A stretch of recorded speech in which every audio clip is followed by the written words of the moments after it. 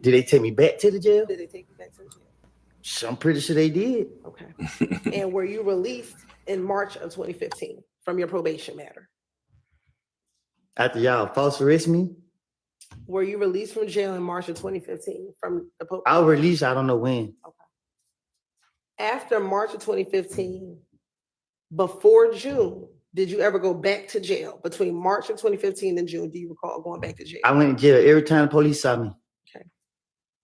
Did you ever go back to the Fulton County Jail between March and June? Huh? So back in 2015, right?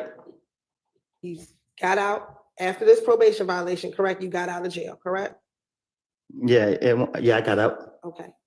And we know the next time you went to jail was in June because they arrested you at your house, correct? No, they locked me up at Deshaun's house. Excuse me, at Deshaun's house, correct? Right. So I'm asking, between the time you were released in March and the time that you got arrested in June at Deshaun's house, did you go back to jail at any other time between when you were released and when you got locked up? Yeah, I think I went to jail like 3-4 days after I got out. Okay. And was that in Henry County? Yes. Okay. Do you remember how long you stayed in Henry County? It went no day or nothing. I stayed in there for a little minute. When you say a little minute, would that be about a month? Probably, yeah, I think so, a month. Another time y'all false arrested me.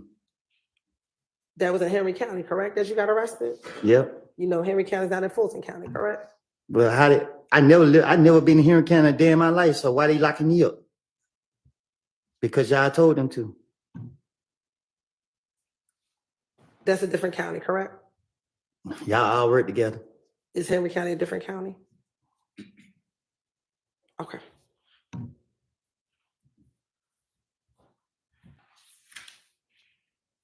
Now, during this time between March and June, were you still being accused of killing Nut? I don't know. Did you still believe that people thought you killed Nut? I don't recall. Also during this time, isn't it true that you thought that Thug was trying to kill you as well? Huh? Between March of 2015 and June of 2015, did you believe that Thug was trying to kill you? I don't recall. When you get arrested in June of 2015, you were frustrated. Is that fair to say? Can you say that again? When you got arrested in June of 2015, you were frustrated, correct? I was. Okay. You were upset that people were blaming you for something that you didn't do, correct? No, I was upset. Y'all kept locking me up, and I was trying to get it. I don't recall. Okay. Did you tell the police you were upset because people kept blaming you for something that you did not do? I tell the police anything to finish my way out of jail. And you also told the police that you thought Thug was trying to kill you, correct? I tell the police anything to finish my way out of jail. Okay. And it was during that June interview that you gave it all up, didn't you? Gave what all up? That you told about everything that happened the night of Donovan Thompson's murder. I had enough time to I don't recall.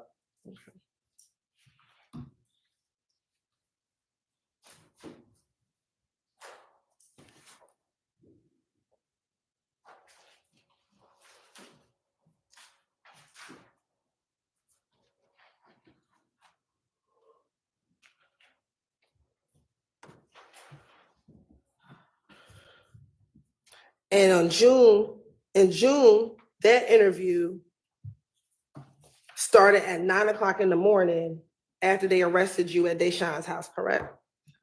If you say so. Okay. And you were arrested at Deshaun's house for the gun that they found at the Dunbar Center in May of 2015, correct? I think so. And also when you got to Deshaun's house, you had another gun in the house for which I ain't have none. Okay. They found another gun in Deshaun's house, correct? That's what they said. Correct. And they brought you in the headquarters to speak with you, correct? They They brought you to headquarters to speak. You shook your head. Was that a yes? Yes. And in that interview, Detective Gaither was present, correct? If you say, Detective Dennis was also there.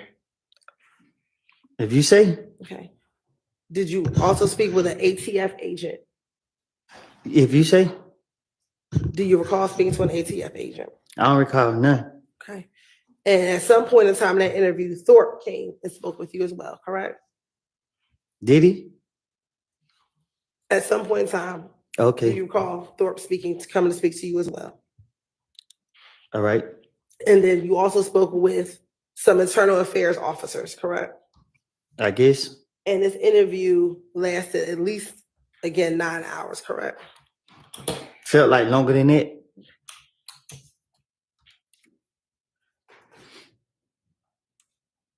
And when you first get into that interview, you tell Detective Gaither that you have not been hanging around Shannon. Can you Correct? say it again? When the interview talk starts, you tell Detective Gaither that you had not been hanging around Shannon anymore, correct? I don't recall what I told the investigators, but believe me, if I'm not going to tell them the truth. Okay.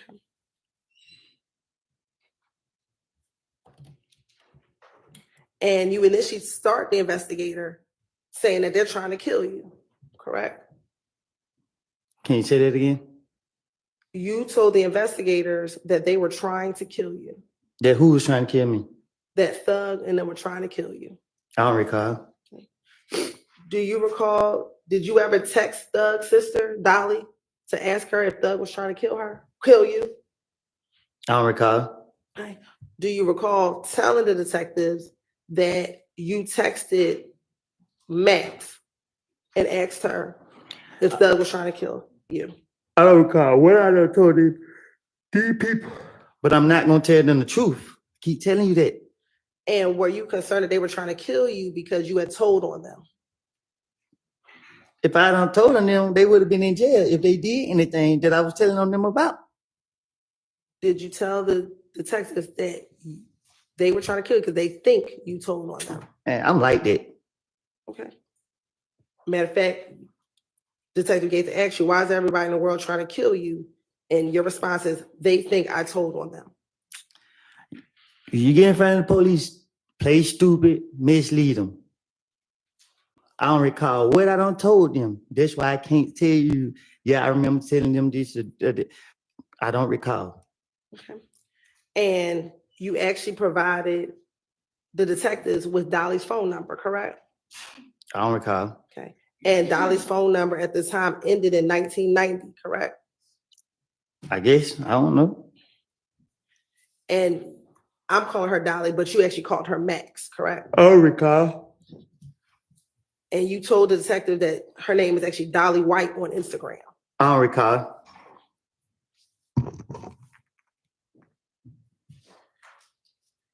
And you told the detectives that you called her and you asked her, your brother trying to get me killed, what the hell have I did to him?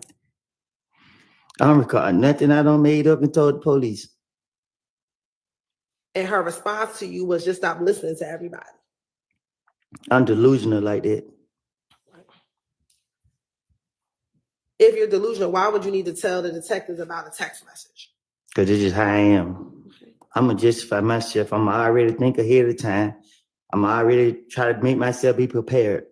I don't recall what I done told these people. I told you time after time after time. I done made this stuff up. I done made it all up. You still want to ignore it. And when the detectives asked you, why would they be trying to kill you? You said, listen, when Nut got killed and police called me down here, I came down here and I told them, look, I don't know what the hell's going on. These police acting like they think I killed this man. I keep telling them this. So they were trying to kill me. If he got killed in January and I got locked up in June, I would have, if there was truth, they were trying to kill me. So that means they were trying to kill me. And you said if game was trying to kill me. Why ain't nobody kill me? Because last time I checked, I was in Mechanicsville every single day. So y'all gonna go off without a lie to the police then. At this point, we wasting time right now. Isn't that one of the questions you asked the police? I don't know why they haven't killed me yet because I'm always in Mechanicsville. Keep it on. I don't know what you talk about. I don't recall nothing I said to the police. And also, when they asked you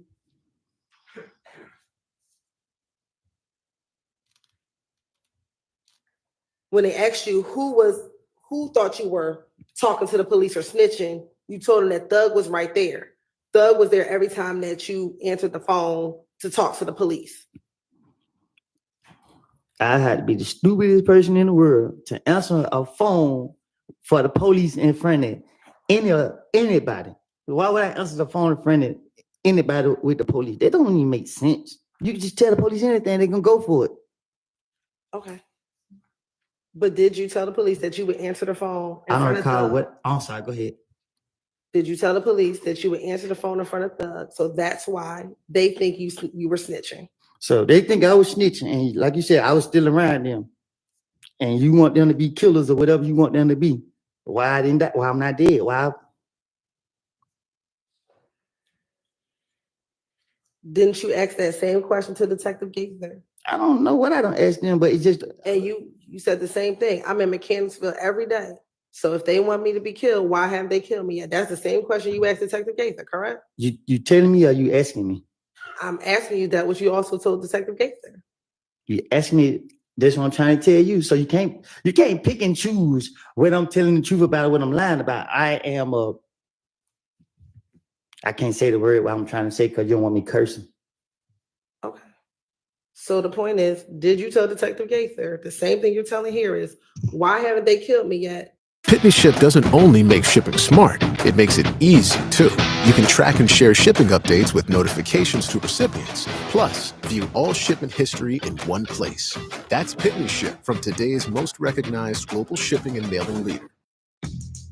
Road and Track says the Mazda CX-50 offers a superior driving experience, distinctive styling, and a cabin that punches far above its segment. What we'd love to know is what you'll say.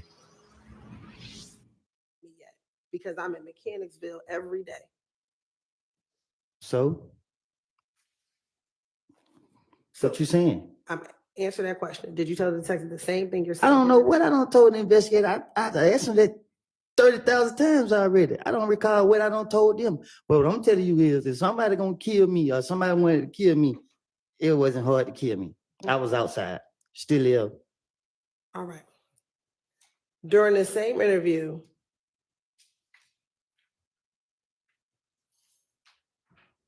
you were concerned that Thug did not want you hanging around him anymore, correct? I'm talking to the police. They're trying to tie this man into me. Okay. Did you tell the police in that interview, he think he did something, he got rid of me? And they asked you, what do you mean? He ain't want me hanging around him no more. I'm like, what the hell? You feel what I'm saying? What the hell? This N-word don't want me around? I get to asking Shannon and them, and Shannon's like, I don't know. If they wanted me dead, they knew where I laid my head at. They could have easily called me, like, come here and kill me if they were living like that. Okay. And then they asked you, why does it matter to Thug if he talking to the police or not? If he had no say-so with what happened with Nut, you know what's going on? And your response is, between us, I want to say they had something to do with it. Who was they? Don't pull. Oh, I'm sorry. Go ahead. Don't pull them in my shenanigans. I keep telling you that. Y'all got me here to be truthful. All right. And when you said all of them, and Detective Gates asked you Thug and who? And you said Shannon and Beezy. All of them been acting funny towards me.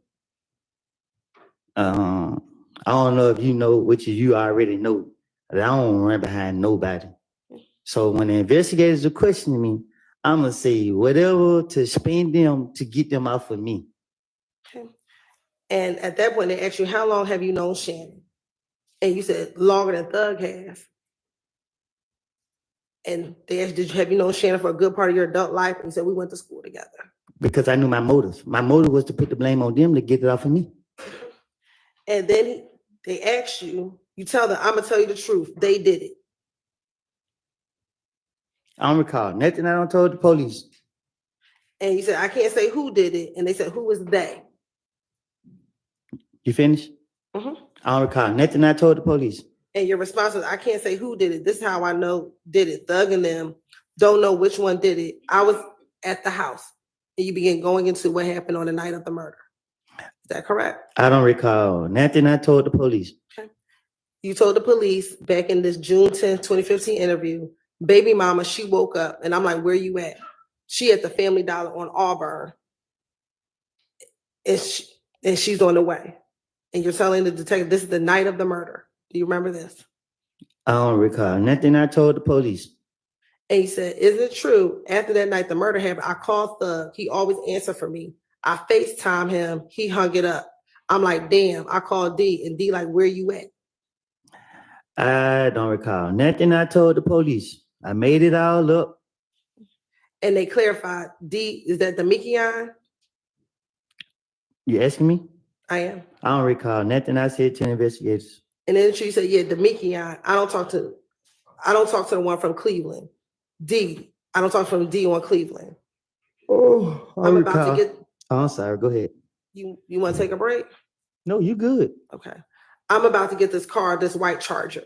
Do you recall telling the detective that you were going to get your brother's white Charger? I tell the investigators anything, as long as it ain't telling on myself. Okay. He said, all right, I go to my brother's house. He gonna give me the car, and I pulled up to the green store. I don't recall nothing I told the investigators. You then told him again, I called Thug. I ain't called D, and he didn't answer.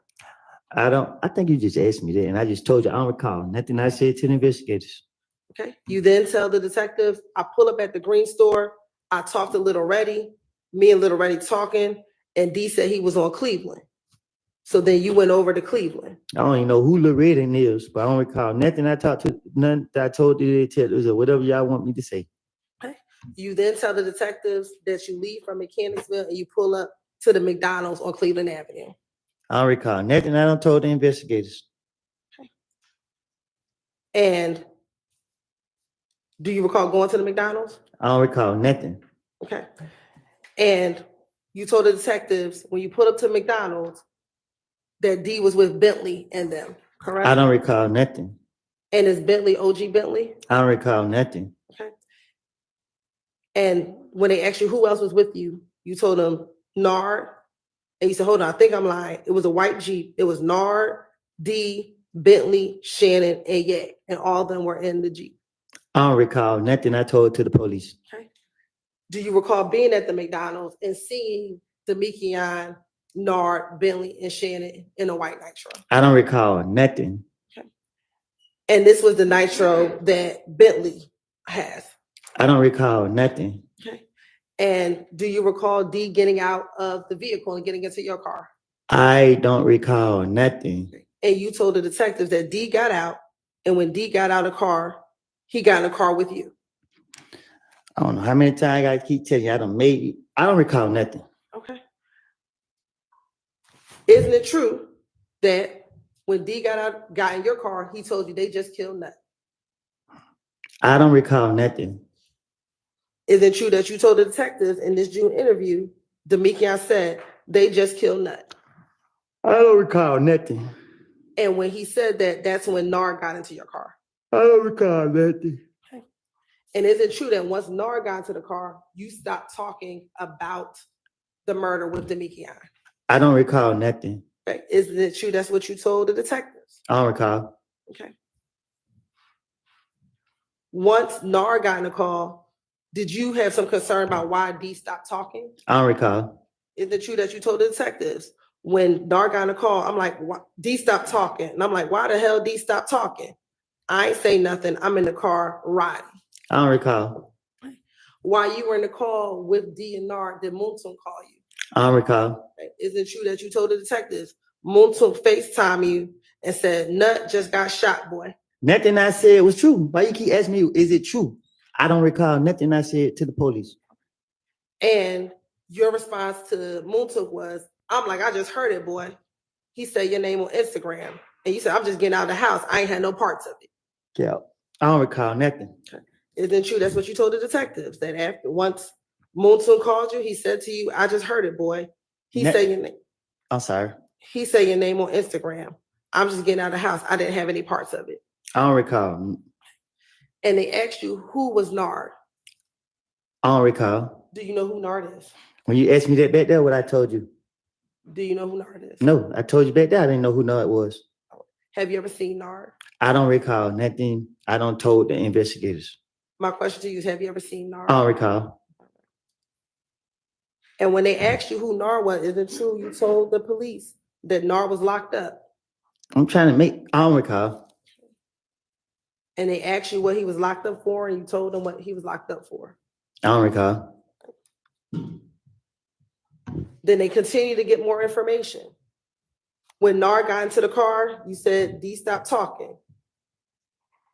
Once you left McDonald's, where did you go? I don't recall. I don't even recall going to McDonald's. I don't recall nothing that you talking about. I don't recall no lie that I told the investigators. You got me here to tell the truth, but you keep asking me about some lies I don't made up. Isn't it true that you told the detectives y'all got on the expressway? Nothing I said is true. I don't recall. And is it true that you told the detectives that they followed you, that you were following the Nitro up to Thug's house? I don't recall. Okay. And isn't it true then you said you followed them to Thug's house, and you said once you dropped off Demekion and Nard at Thug's house? I don't recall. Okay. Do you recall going to Thug's house the night that Donovan Thomas was murdered? I don't recall. Isn't it true you told the detective? So we followed him to Thug's house. He stayed downtown at the Sky House. I don't recall. Did Thug stay at the Sky House back in 2015? I don't recall. Okay. Is it true that once you got to Thug's house that Nard got out of the car? I don't recall. Is it true you told the detectives that once you got to Thug's house, Nard got out of the vehicle? I don't recall. Is it true that when Nard got out of the vehicle, Demekion told you they just killed Nut? I don't recall. Is it true that's what you told the detectives, that once Nard got out of the car, Demekion told you they just killed Nut? I don't recall no lie I told the police. And isn't it true that when Demekion told you they just killed Nut, he pointed in the direction of Thug, Nard, and Shannon, who was getting out of the car? I tell the police anything get them out my face. And I do not recall one thing I told the police. And isn't it true you told detectives, your response is, I'm like who? And he just pointed towards Nard and them. I don't recall. Is it true that you then told Demekion, you know what, I'm not going to get caught up in all of this? I don't recall. Okay. After that, then they asked you, why do they think that you did it? I don't recall. And your response was, because me and Kel get into it. I don't recall. And they asked you, what does Nard have to do with it? I don't recall. And you told the detectives, this is what I want to tell you. I think Thug and Nut had problems with each other. I don't recall.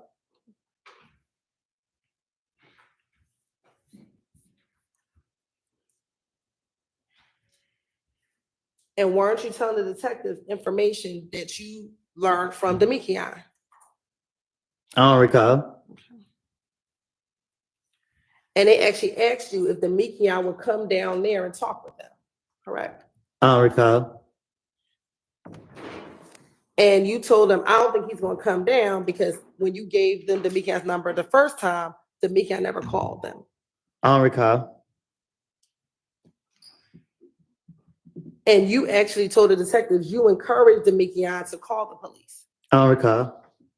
And you told the detectives, I told D, I love you too much. I helped you. These niggas not for you, bro. And you going to go with them. I don't recall.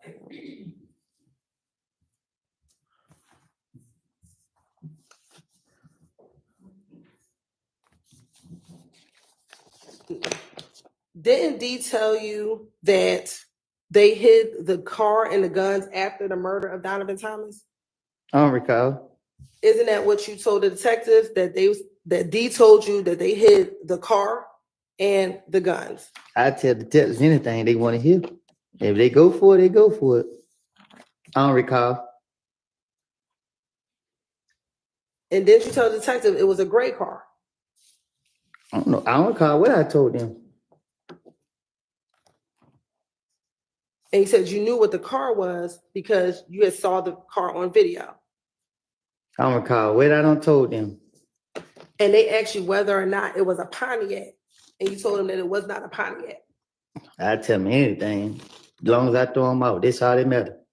You also told him that it was a rental vehicle, correct? I tell him anything to throw him off.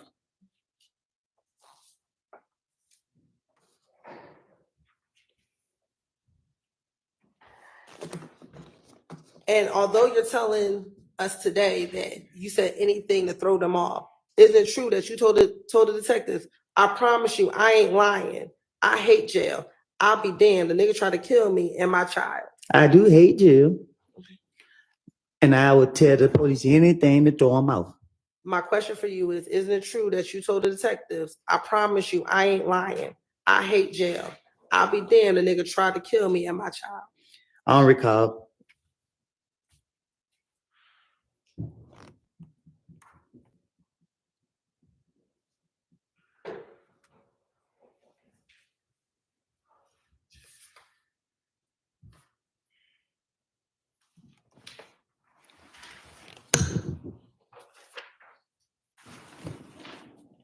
All right, Ms. Hilton, let's take a break. It's about time for our morning break. Let's take 10 minutes or so.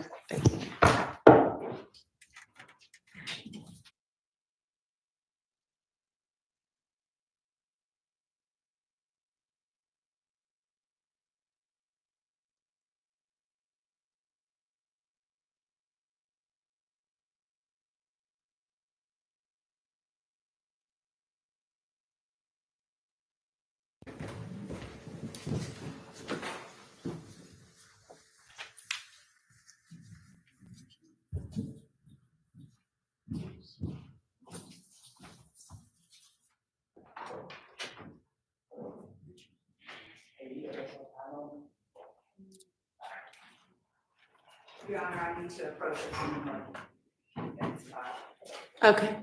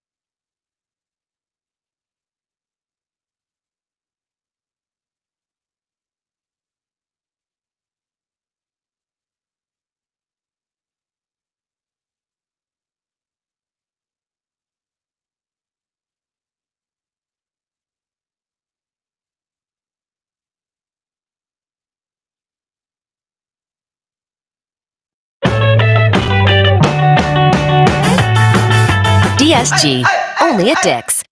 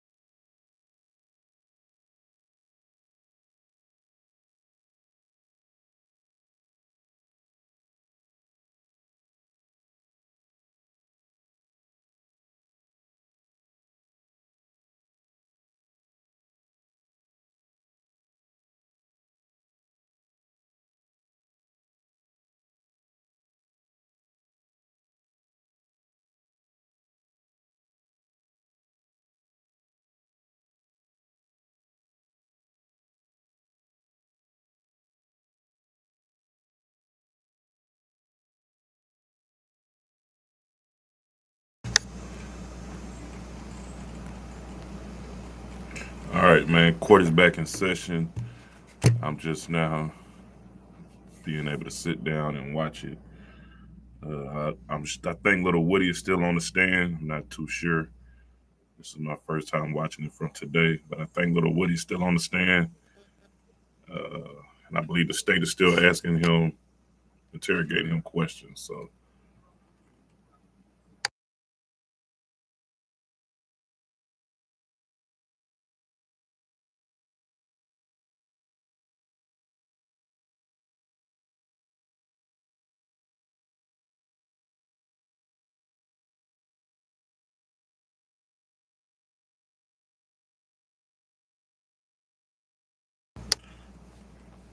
for anyone that might have been following it and watched it before I actually went live, if you can put in the comments, if you don't mind, what did I miss? Or I will just go back and watch it later, but appreciate you.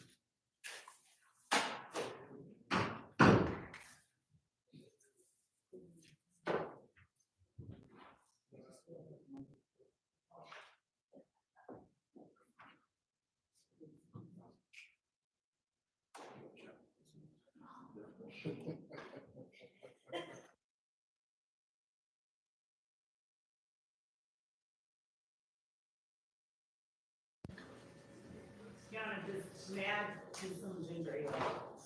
Okay.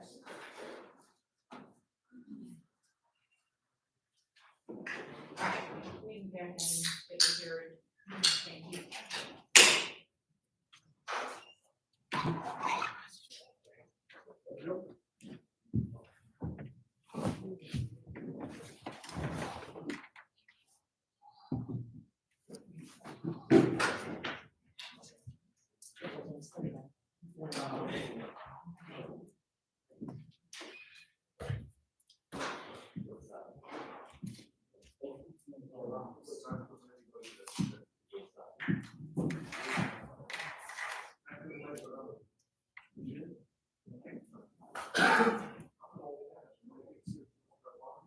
It scared me.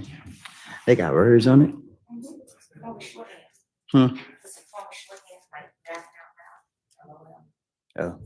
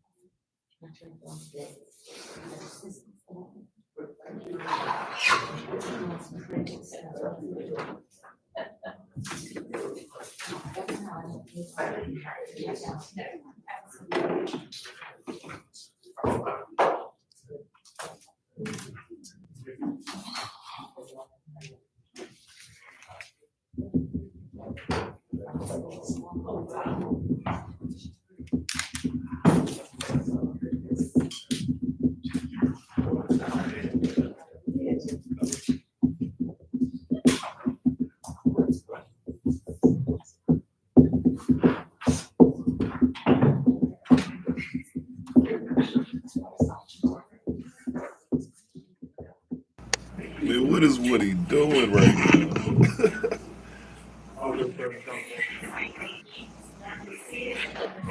Goodness. Hey, mutual for the jurors to come in on y'all. Yep. Mr. Copeland, back in 2015, were you mentioning any of Thug's songs? Was your nickname Woody mentioned in any of Thug's songs? Huh? Did Thug mention you in any of his songs back in 2015?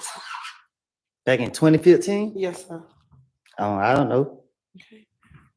Do you recall telling the detectives that he put your name in these songs and he doesn't know, you don't know why he put your name in these songs? I didn't like him rapping about me. Why didn't you like him rapping about you? Huh? Why didn't you like him rapping about you? Because it's my life. Like, don't be lying on me. What do you mean by that? Don't be lying on me. Are you talking about in the rap songs? Yes. What did you think were lies that he was telling on you in the rap song? I don't recall.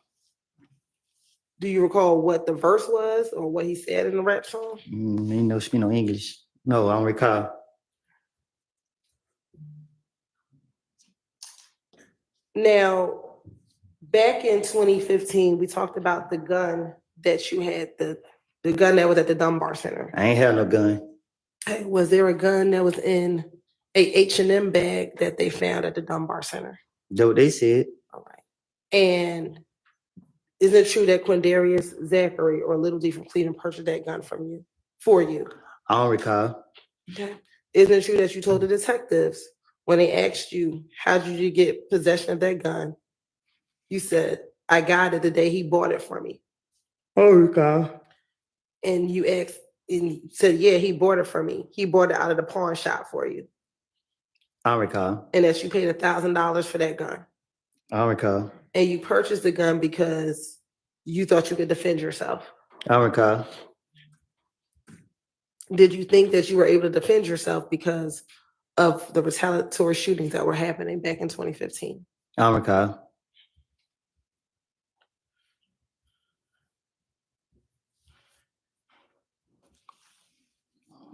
Do you recall telling the detectives that another detective told you you had a right to protect yourself, I don't recall. but that you couldn't take the gun if you were at the club, but if you were at home, you had a right to protect yourself? I don't recall.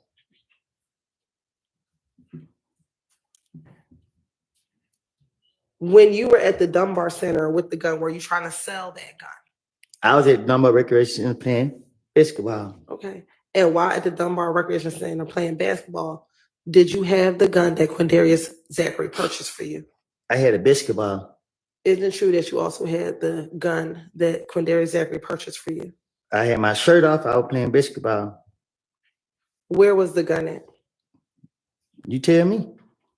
Isn't it true that the gun was sitting on a bench and the basketball court in an H&M bag? I was playing basketball. And isn't it true that you were trying to sell that gun that day, that you had it at the Dunbar Recreation Center? I ain't have no gun. Isn't it true that you told the detectives that you gave them the gun to sell and that they were going to sell the gun, that you were trying to sell your gun that day, that you got caught with the gun at the Dunbar Recreation Center? I tell investigators anything.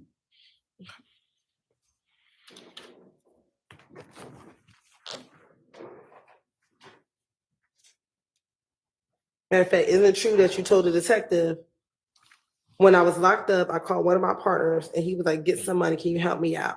He was like, yeah. When I got out, they brought me the gun back. And I was like, I don't want it. I was still trying to sell it. That is why, that is what I had, you know what I mean? When I got the gun, I got it from the green store. I went up to the park to go play basketball, but I was waiting on them to come and get it. Little D and them, so his brother pulled up. They actually waiting on who to come and get it. You talking about Demikian or Quindarius? You said Little D from Cleveland. He was supposed to pull up and get it. Cap. I tell the investigators anything to get them off me. I didn't have no gun. I didn't know nothing about the gun. When they said something about the gun, I was confused, shot, lost. That's why they let me go that same day. And matter of fact, they wanted to make sure that they were correct, that you were both talking about the same gun. And Detective Gates said, I'm talking about the one from the Dunbar Center. He said, that is what I'm talking about. I'm sorry. Sorry. That is what I'm talking about. I got out of jail from Henry County Monday and police got me for the gun Tuesday. I did not go to jail. Can you say that again? Sure. Detective Gaither wanted to clarify that the gun she was referencing was the gun from the Dunbar Center. And your response was, that is what I'm talking about. I got out of jail from Henry County Monday and police got me for the gun Tuesday. I did not go to jail. Can you say it one more time? Sure. Isn't it true that Detective Gaither wanted to make sure that you both were talking about the same gun? So you clarified for her and said, that is what I'm talking about. I got out of jail from Henry County on Monday and police got me for the gun on Tuesday. I did not go to jail. I don't recall.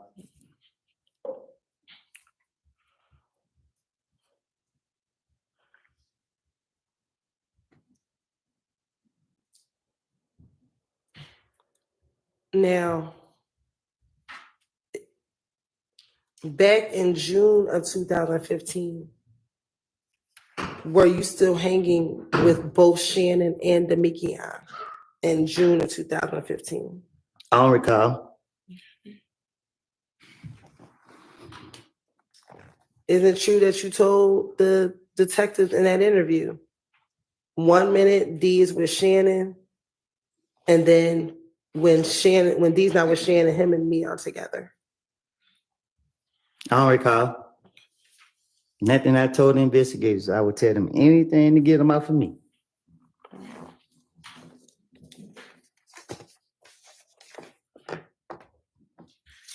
Back in 2015, did you get all of your information from Little D from Cleveland? Excuse me, Little D from Mechanicsville. Say that again? Back in 2015, because you were locked up from parts of time, did you get all of your information from Little D from Mechanicsville? I'm Mr. Make Believe. I make it up. I don't recall nothing I done made up. I keep telling you that. Isn't it true that you told the detectives in the same June 2015 interview, I get all my information through Little D, and they clarified which Little D, and you said Mechanicsville. And they said, so Demekion, and you said yes. I don't recall nothing I don't say, whatever I made up to the police. Okay. Do you recall saying that he's always in the midst of everybody? Everyone talks through him. You know what I mean? I can always just ask. I can call Lil D right now, and he will sit here and tell me what's going on. I don't recall nothing, but I do know that I tell Lil D what they say. So if I told the investigators go ask Lil D something, it's because I don't told Lil D to be prepared for it.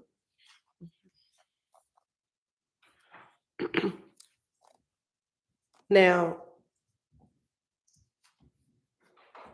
in 2015, did you know someone by the name of Valerie or V? Who? Valerie. Who?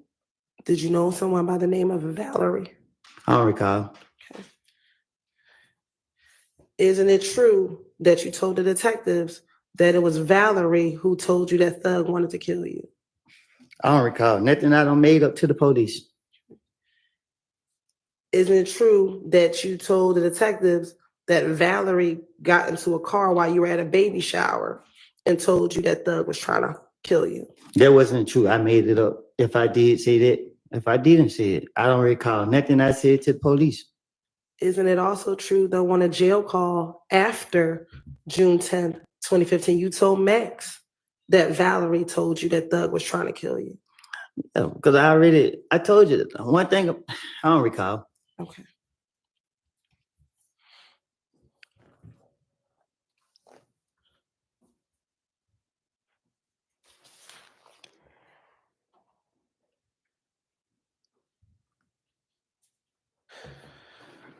Now, is it true? Well, let me ask you this. After Valerie told you or that Thug was trying to kill you, did you try to reach out to Monte or Yak Gotti? No, I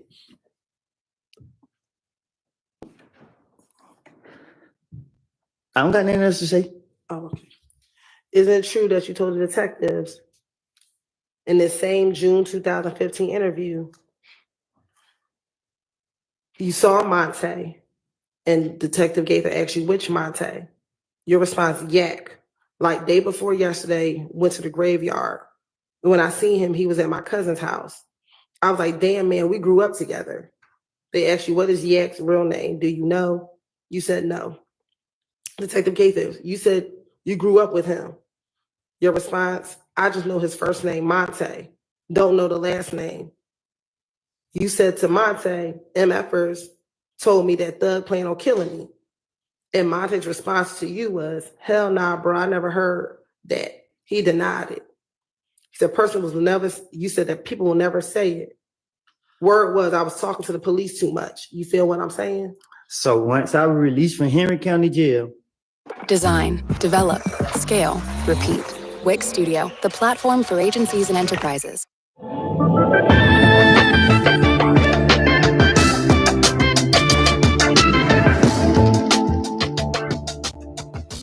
I was talking to one of my friends and I was telling him, hey man, this nigga trying to make it seem like I'm out here. Ooh, I said what I said to my buddy. And yeah, I didn't like the simple fact that he was saying stuff that it had nothing to do with him and his son. Like, why is you rapping about what I'm doing in the streets? Like, they didn't got nothing to do with. So yeah, I was mad with him and I was planning on him. When did the song Halftime come out? Man, this song was old, but when he put it out, the police started making it seem like it was a new song, and then they started trying to use that song to say that this and that and third. Is Halftime the only song that mentions your name? Yeah, I don't know. I just know this song made the police come after me, and I didn't like the simple fact of it. I didn't give nobody permission to say nothing about me in no song. Why do you believe that the song made police started coming after you? Because that's what they said. They said it. That's what the investigator told me. What did the investigators tell you? I don't know. So is it your testimony that the investigator said, hey, because your name is in the song, we're now coming after you? What I do, go to the grave with me. You hear me? Well, yesterday you did disclose that you and Threat shot up Rich Homie Quan's barbershop. Yeah, you got me frustrated, and I ain't mean to say that. Okay. Do you recall asking the judge if you could say it? I was frustrated. Okay.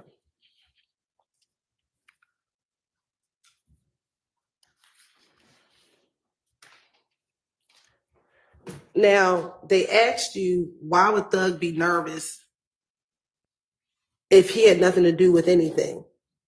And your response is, y'all keep saying my name. They saying me and Thug. That's what I keep saying, but I had no parts in it. Are you talking about the fact that you had no parts in killing Nut? I don't recall nothing I said to no police.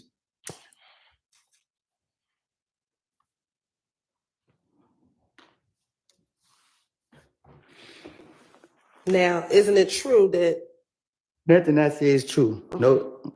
up until June of 2015, were you trying to keep what you knew about Nut's murder to yourself? Can you say that again? Sure.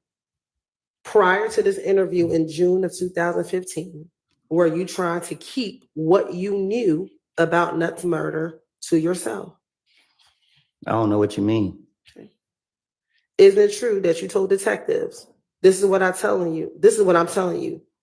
I'm asking you, with the murder, I'm trying to explain it. I act like I never heard about it. I act like I never told D and none of them, period. So I just kept it to myself. Yeah, I tell so many lies and different stories to the point I don't even know. I don't have a clue what I don't see. All I know was I'm innocent. And today I'm innocent. And Threat innocent too. What are you innocent of?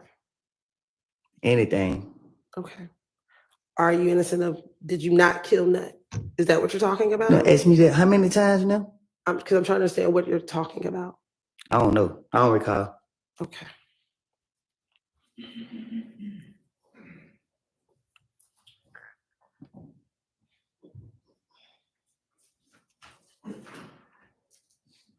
Were you, back in 2015, concerned that Thug had stopped talking to you? Excuse me, back in 2015. Can you ask me that again? Sure. Back in 2015, were you concerned that Thug was not speaking to you? No. Isn't it true that you told the detectives, he's not talking to me, period, and you're talking about Thug? And they asked you, he's not talking to you for a reason because he thinks you're talking to us. And your response is, he's not thinking I'm telling you nothing. He's just thinking I'm talking to the police a lot because he heard my conversation with the police.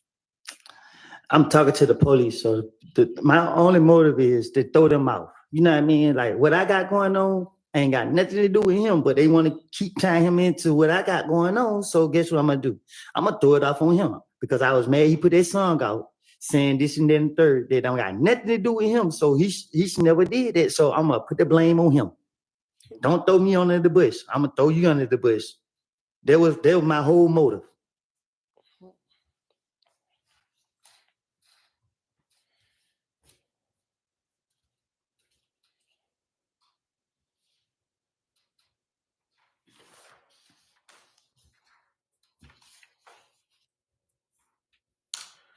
Now,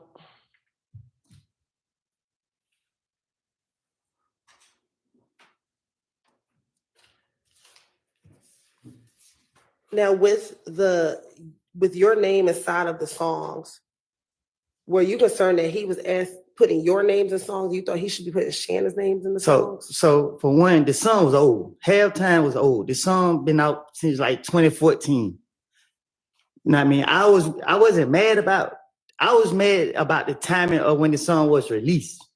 because the facts are the facts. I mean, I don't shoot nobody for that, man.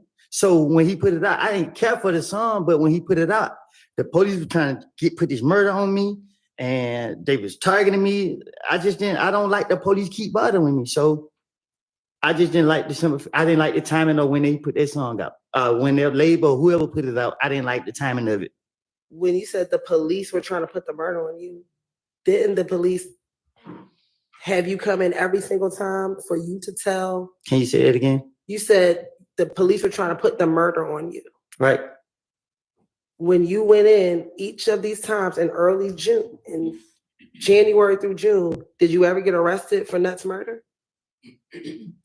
What you mean? You said the police were trying to put the murder on you. Between January and June of 2015, did you ever get arrested for Nuts murder?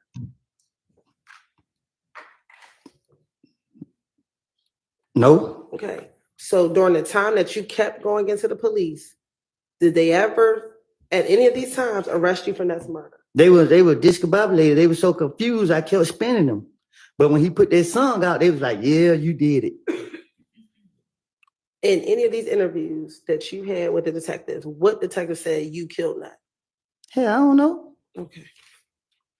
So isn't it true that none of the detectives ever said that you killed Nut in any of these interviews from January to June of 2015?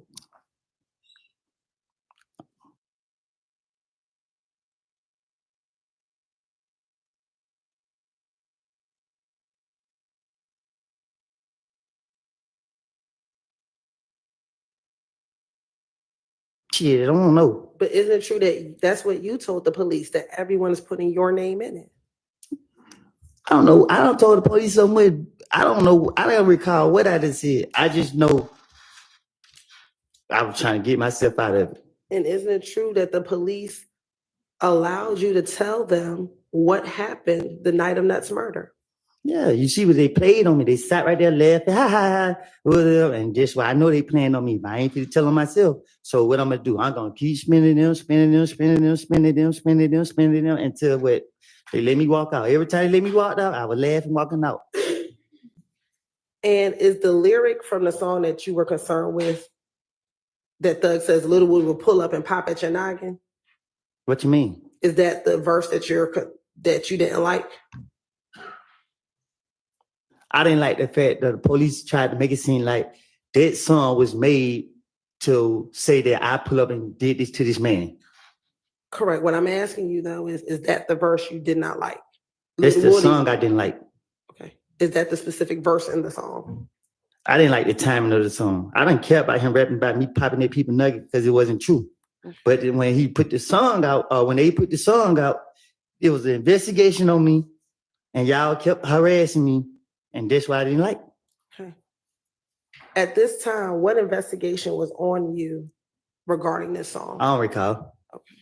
Because isn't it true that there was no open investigation regarding any of the shootings at this time regarding you? How am I supposed to know? When you spoke to the police, did you come in the first time to clear your name, this next two times as a victim? When you first went to go speak to the police about what happened in 2015? Objection. I'll rephrase, Your Honor. When you first came in January 2015, didn't you come to clear your name? I don't recall nothing. Okay. The next two times, both in January 28th and February 20th, you came as a victim, correct? How am I supposed to know? And when you came in February 21st, you came because you had violated your probation, correct? You keep saying I came. They took me. It's a difference. All right. And then in June, you were arrested because of the gun that was at the Dunbar Center. That y'all placed on me. None of those times were you accused of shooting and killing Donovan Thomas, correct? Y'all charged me and like what? One of them, y'all did put them charges on me. But I'm asking you, between January and June, when you were talking to the police, there were no charges against you for killing Donovan Thomas. You said no. I don't recall. I don't know.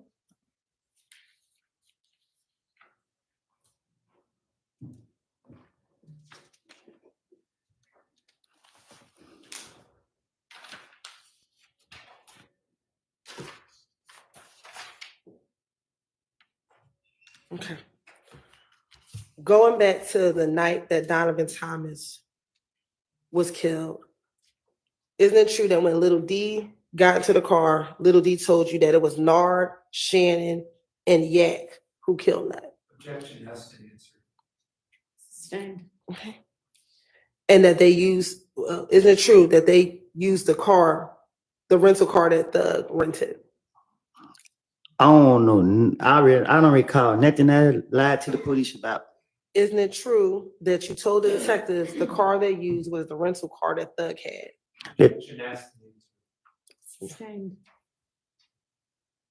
Isn't it true that they asked you if you knew the make and model of the car? Today, right now, as I'm right here, the truth is I never seen none of them people who I mentioned the night that that's supposed to happen. Okay. I told the investigators anything, and they went, Gator and them went going for the stuff that I was telling them. So I had to try my best to convince them. So guess what? I would have to do? Fuck it. I'm about to put it on these niggas because they closer to me, they'll go for it. I don't just trying to get them out my face. They asked you where Thug rented the car from, and didn't you tell them that he rented from the airport? So you gotta take a little truth and put it with the bullshit. Okay. Is it true that he rented the vehicle from the airport? I don't recall nothing. I'm tired of answering these questions at this point. You keep asking me the same thing over and over and over and over. Okay. Isn't it true that you told the detectives he rented the car from the airport? I don't tell the police the truth. Okay. Would it surprise you that we actually got the rental car records from the airport, that where Thug rented the vehicle from the airport? You didn't hear me say I take a little bit of truth and put it with the rest of it to convince them? Okay. Isn't it true that once D told you that they killed them, you asked why did they do that? It's true that I ain't stupid as y'all think. Okay. And he told you he didn't know. I don't recall. Isn't it true that's what you told the detectives? I don't recall. Isn't it true you asked Demekion, was he with them when the murder happened? I don't recall. And his response was, no, he wasn't there. I don't recall. Isn't it true that's what you told the detectives? The truth is, you asked me about lies. I don't say it in the past, and I'm sitting right here trying to be truthful. But you keep trying to go into lies that I can't keep up with. I remember. Isn't it true that Demekion told you that Bentley went and hid all the stuff? I never get into business that don't have anything to do with me. Okay. Isn't it true that's what you told the detectives, that D told you that Bentley went and hid the stuff? I tell the detective that anything to get them off of me. Isn't it true that Little D told you that they initially rode past the barbershop and that's when they saw Nut? Hell, I don't know. I don't recall. Okay. Isn't that what you told the detectives that Little D told you? I don't recall nothing I done told the investigators. And isn't it true that Little D told you that when they saw Nut, they switched cars? I don't recall nothing I don't lie to the investigators about. And isn't it true that's what you told the detective, that they switched cars? I don't recall. Okay. Isn't it true that D told you that they switched cars and Thug got into the Pontiac with a girl? I don't recall. Okay. Why would I be wanting to know if any of this that took? I don't even want to know because I don't. It's nothing to do with me. So I'm making. I don't recall. Okay. Isn't it true that's what you told the detective, that Demekion told you that Thug and the girl, they got in a Pontiac? I don't recall. Okay. And when they clarified who all was in the Pontiac, you said Demekion, Thug, and the girl. I don't recall. And is it true that you told them that they switched cars at the gas station? I don't recall. Okay. Would it surprise you that we have surveillance video from the gas station? The hell if I know? Okay. And would it surprise you that it shows the Pontiac and the Great Infinity at the gas station? Do it show me? You told me this is what Demekion told you, correct? Man, you hear me? I don't recall nothing I don't say it to the investigators. Now, isn't it true that you also told them that Doo-Wop was there as well? Who? Doo-Wop. I don't recall nothing I told to the investigators.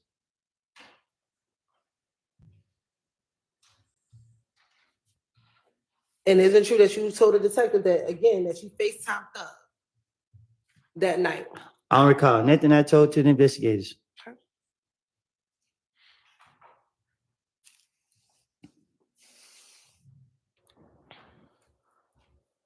On the night of the murder, did you tell Deshaun what Demekion had just told you? I don't recall. Isn't it true that you told the detectives that after Demekion told you what happened, you called Deshaun and you told her the truth? I don't recall. And you told the detectives that they could call Deshaun down to the police department and talk to her. I don't recall. And matter of fact, you told the detectives, you told Deshaun, if anything happens to me, tell the police what I told you. I don't recall. Okay. Now, what is the reason that the thug and Nut have a personal beef? He's behind you. You can ask him that. Isn't it true that you told the detectives in this June interview, Nut and Thug had something personal against each other? And I told the investigators anything. I'm pretty sure I probably told them a different lie. You can't go off of what I don't said to them people. I don't remember what I said to them. Isn't it true that Nut and Thug got into a beef before you and Kel got into it? Hell, I don't know. Ask him. Isn't it true that you told the detectives they fell out before B and Kel got into it? I don't recall. Then I told to the investigators. And when they asked you, did you know what they got into it over? You said you weren't sure. I don't recall. And if you were trying to lie, couldn't you just make up something at that point? Huh? If you were trying to lie, as opposed to saying you don't know what their beef was over, couldn't you just have made it up at that point? Just like you got to understand, like the pressure gets so real. Like, man, I don't. Y'all just had me now question me. I don't know what. I don't have a clue what I was saying.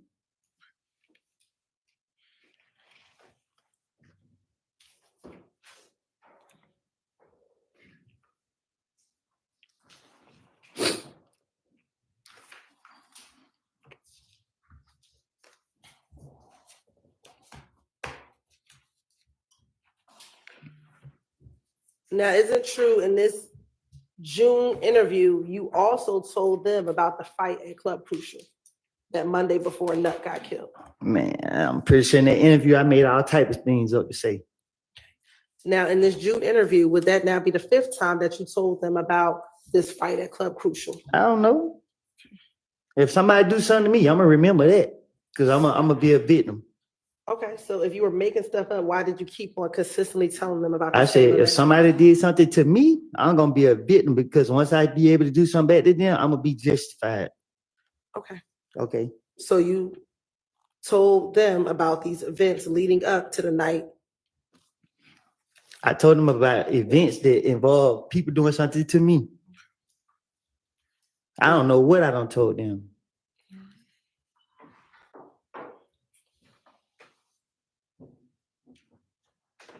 Now, on the Monday night after you got beat up and you ran outside. You said I got beat up? By Shell Cal.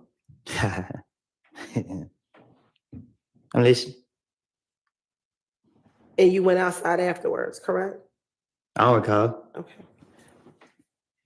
Do you recall telling the police in this same June interview that when you went outside, Thug was pulling on your shirt like there go Bloody J right there? I don't recall. Okay. And next thing you know, you heard Shannon Shannon was near you when Thug said there go Bloody J right there. I don't recall. Okay. And isn't it true that you then told the police that Shannon and Moonsul then jumped on Bloody J? You keep saying, is it true? I keep telling you, I don't lie to the investigators. So nothing I said was true. I'm asking you, isn't true this what you told the investigators? I don't know what I done told them. Okay, isn't it true that in January you told them that some of your buddies jumped on Bloody J, but you didn't go into specifics? What you getting all aggressive for? Isn't it true that you told them in January that your buddies beat up Bloody J? I don't recall. Okay, but now in June you got with more specificity of who those buddies were that beat up I Bloody didn't J. hear you. I'm sorry. I didn't hear you. In June, you now told them with specificity who beat up Bloody J. I don't recall.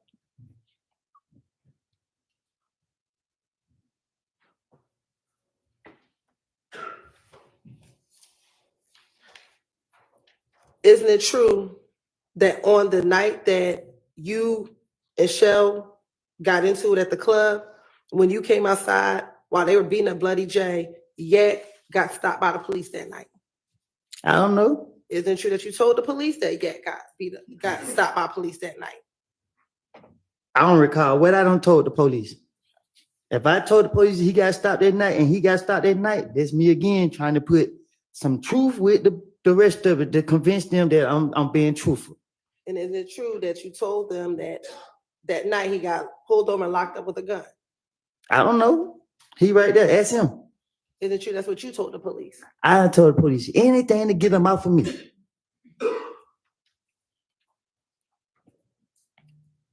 Is it true on this same night of Club Crucial that after Yak got pulled over that you saw Thug and Nard get into a car? I don't recall nothing I told to the police. Okay. I'm asking that what happened that night.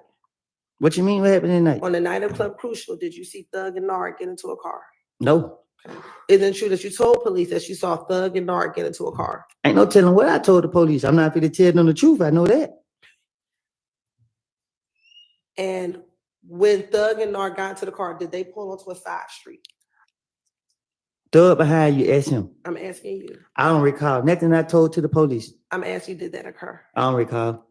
Isn't it true that's what you told the police? That I don't Thug- recall. All right. Isn't it true that you told the police that Thug pulled on a side street? I don't recall. Once you pulled on the side street, did you and your brother pull up next to them on that side street? No. Okay. Isn't it true that you told the police that you and your brother pulled up beside them on the side street? I tell the police anything about Thug to get them off of me. Okay.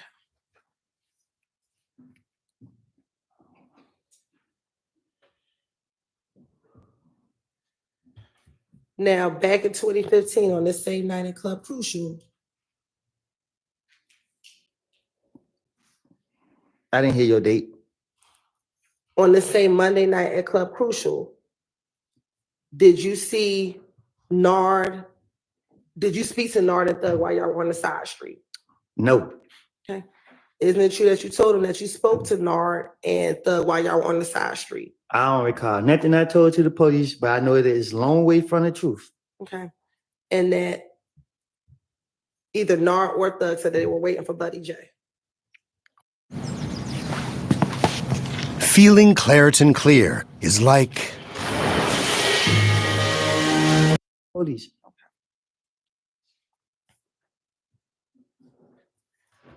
Isn't it true that you said that you heard a gun cocked back from inside their vehicle? Told you I'm gonna tell the police anything get them out for me. I'm not about to tell them what I done done. Okay. And that the person that you heard with the gun was Nard. Just a lie. I don't recall. Okay.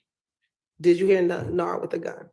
Huh? Did you see Nard with a gun in the car? I didn't see Nud that night. Okay. So you do know who Nard is? No. That's what I'm telling you. I didn't see Nud that night. You keep asking me about Nud. I don't. How then can you say you didn't see Nard that night if you don't know who Nard is? Because it's nothing just. No. Hold on. You got me talking fast because you frustrated me again. I don't know Nud personally, but I know who Nud is. I didn't see Nud in the car with no gun. Like I said, they jumped on me. I had a knot and I was mad and I was going to get my get back. I did not leave I left by myself with the people that was in the car with me. And no, you do not need to know who was in the car with me. Was your brother one of the people in the car with you? No, my brother, I don't know where he was. Okay. Why did you tell the detective that your brother was in the car with you? Because I went to tell them what I was on.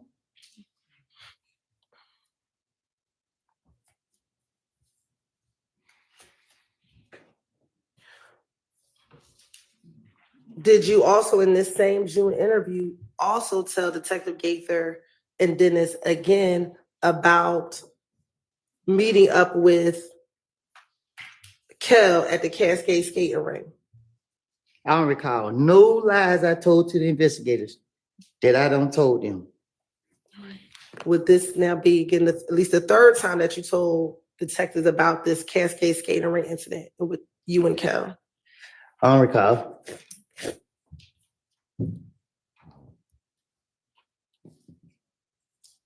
Again, did you also in this same interview tell the detectives about the gambling house shooting? Man, listen, I said that tell a whole bunch of bullshit and let them figure it out. Let them go run, chase their tail. I don't remember nothing I said to them. They sat right there and listened to all the stories I had to tell, and I'm telling them, I'll say whatever to let me out of jail. They go for it or they don't. And guess what? They sat right there, let me talk and make up all this stuff about these people. And you know, that just was it. I don't recall nothing I said specific, but I know that I think I said that if I did in one of the interrogation, I say anything if y'all let me go. I do anything if y'all let me go. That's my motive. Isn't it true regarding the gambling house shooting? You gave a little more detail during this interview. I'm gonna give details if I'm a victim. Isn't it true that you told them, I kept closing my eyes, but they were shooting behind us and the wall was blocking us. They blocking off the van. It hit through the car, every car in the parking lot. After that, everyone happened to get up. There was kids. There were 4 little boys. They seen Thug and wanted to ride. The little kids, we were looking in the bushes, making sure no one was lying in the bushes. They called the police and stuff. Everyone was wondering where Thug had went, but Thug had already left by the time the police came. See, even you fell for it. See, you take a little bit of truth that I tell and put it with all the bullshit that I said.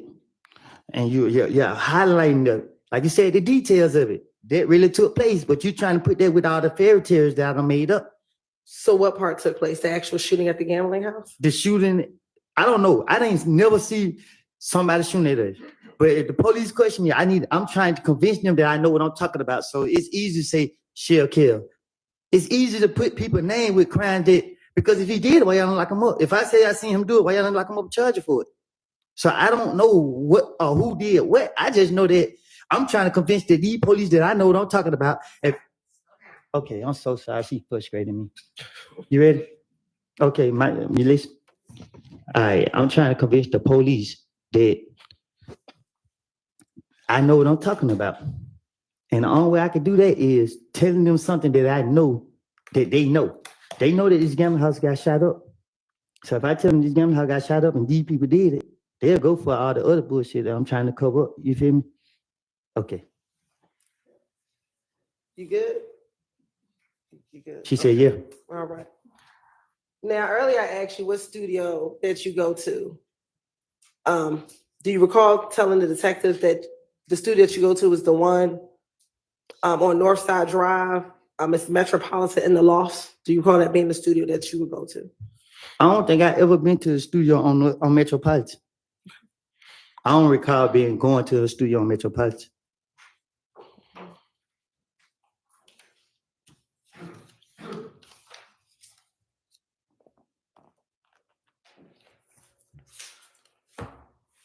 Back in June of 2015, did you believe that Thug turned everyone against you? Huh? Back in June of 2015, did you believe that Thug had turned everyone against you? That's why I would tell the police anything to get them off me. If y'all watch me like y'all would, y'all would see that nothing ain't changed but the lies I told the police. So my question is, in June of 2015, did you believe Thug was trying to get everyone to turn against you? What do you need to do that for? Isn't it true that you told the detectives that Thug turned everyone against me? It's true that I tell the investigators anything that they want to hear. They want to hear about Thug. So I'm about to sit right here and gas them up. I'm about to sit right here and say he killed 19 people, all type of stuff. I'm about to sit right here and make him look like the worst person on the earth so that they can believe and let me go. And at no point in any of these interviews did you ever tell the police that Thug killed Nut, did you? Shit, did I? At any point, did you ever tell any police, if you wanted to make him look so bad, at any point, did you ever tell the police that Thug killed Nut? Shit, I don't know. I think I don't recall. I can't say what I told him. I can't remember because you're trying to trap me up. I can't remember if I told them that he did it. I don't. Isn't it true? I know I was gonna get it off of me. Okay. Isn't it true that what you told the detectives, which is what Demekion told you, was that it was Shannon, Nard, Yak, and Dua? I don't recall what I told. Sustain. Okay. Isn't it true that you only told the detectives what D told you? I don't recall what I told them. I thought that D was gonna back up my story, so I was trying to throw the blame on D to get it off of me. Okay. And isn't it true that D only told you that the people who shot the shot were Nard, Shannon, Yak, and Duop? Objection has to answer. Overruled. What's going on? I'll repeat the question.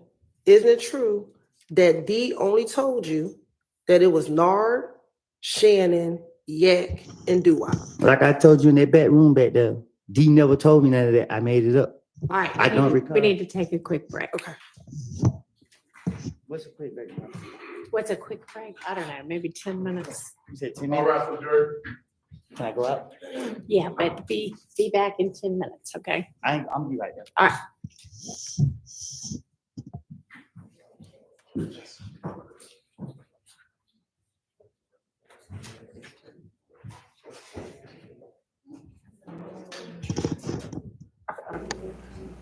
Man, Woody, damn, he's better off just saying the same goddamn thing, boy, because he's, man, testimony on fire. Sorry, we had a juror with a nosebleed, so they're gonna go deal with that. Hopefully it won't take very long. But we'll break until I get word that they're good to go again.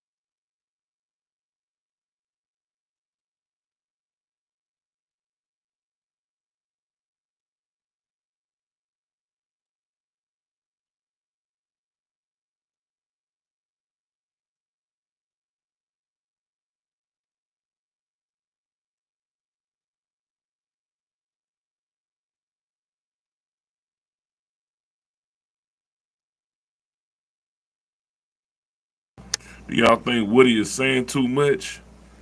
Do y'all think Woody should just stick to I don't recall?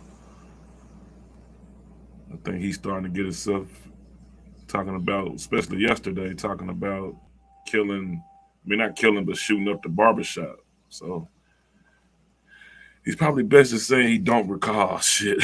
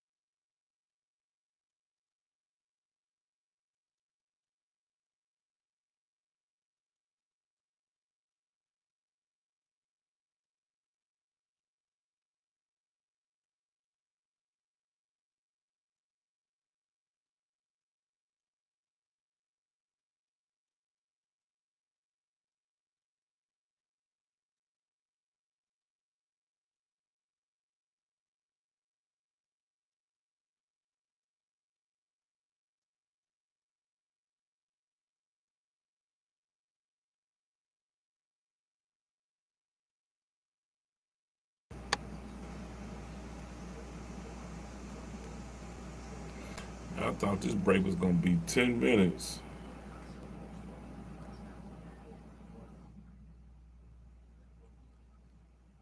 We are still on break from a nosebleed for one of the jurors. Ain't no telling how long the break is gonna be. We was thinking it was gonna be 10 minutes, but it like it unchanged.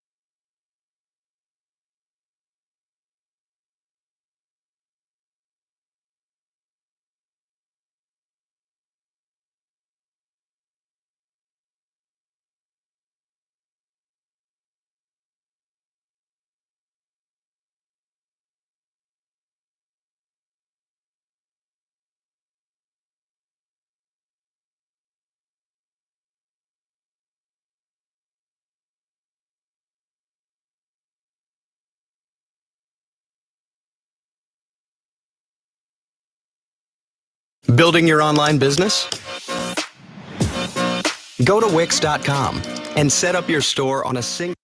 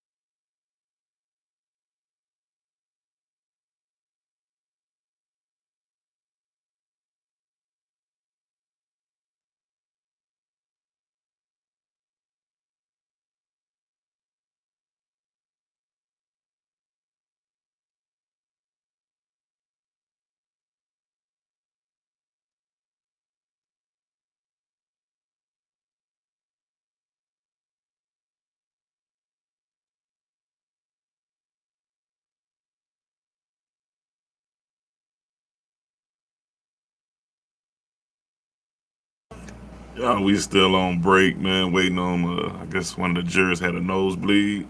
So we still just waiting for everybody to come back in.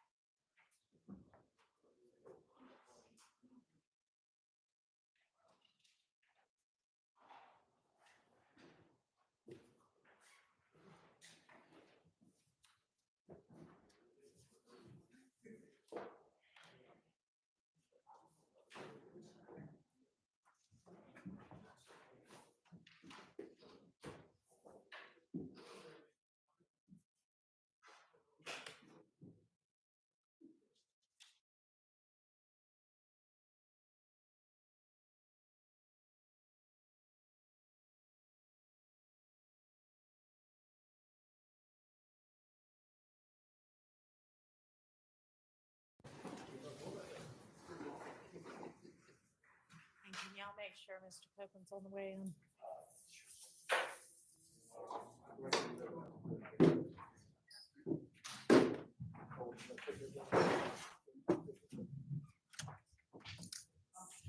I did nudge the temperature up a little bit. It's a little cold even for me right now.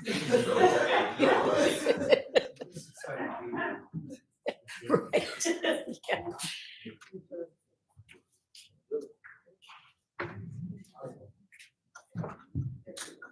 Yeah.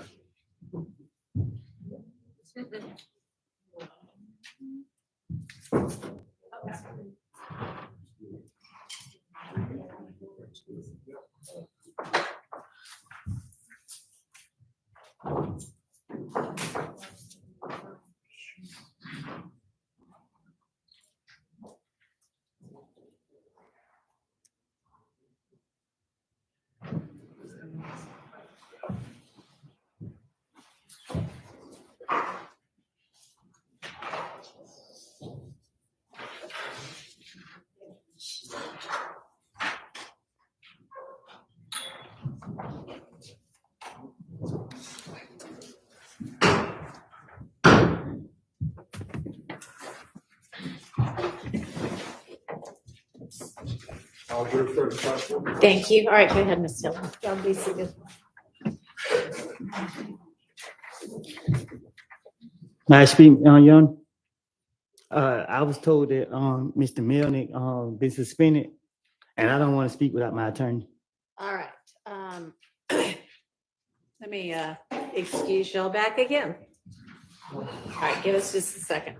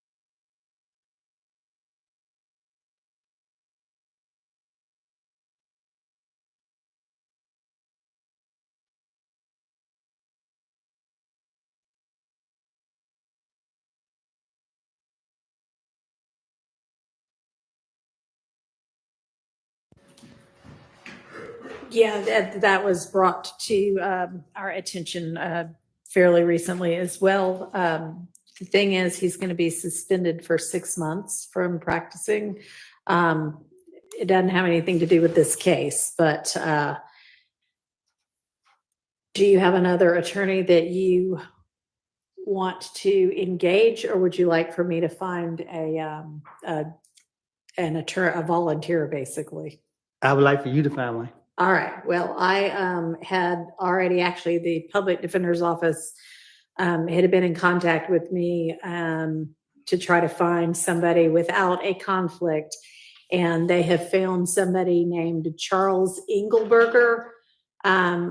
So let me try to get in touch with him and see if he can get down here and consult with you. Okay. Okay. All right. So if you want to just step out for now, and I'll take a recess and see what I can get done. All right.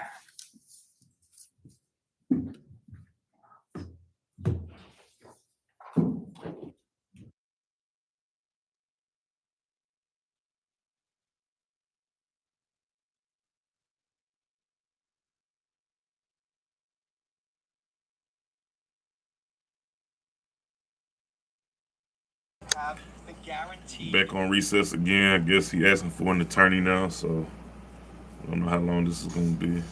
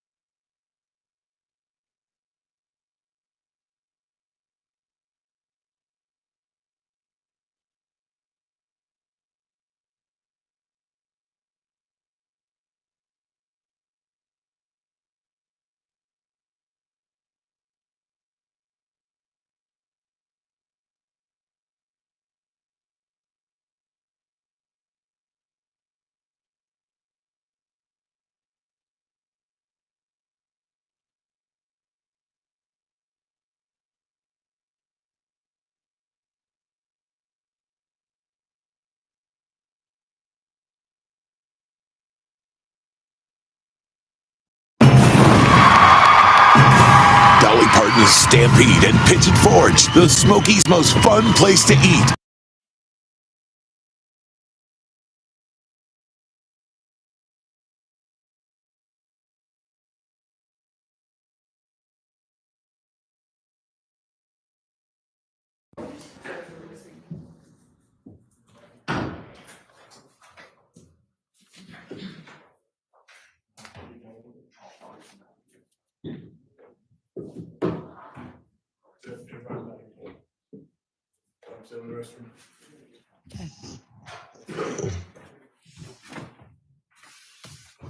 Jeffrey Williams still in the back of the restroom. Okay.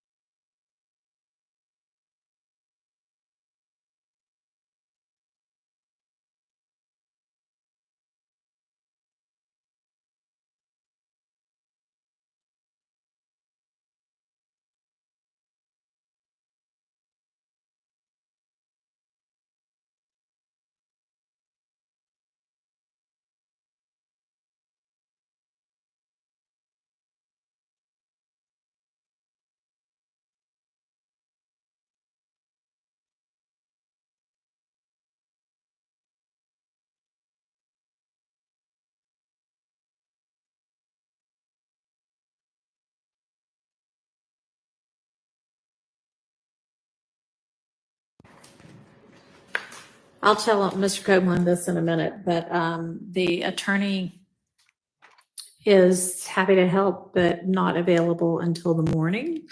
So I'm going to pass along his contact information, Mr. Copeland, and they can plan to be here in the morning. Question for the state. In the meantime, do you have any witnesses that you could get here that are, like hour-long witnesses whose place in the story does not really matter that much? Like, I think you had some people listed as records custodians and things like that. Any chance we could fill the day with something useful while we've got the jury here?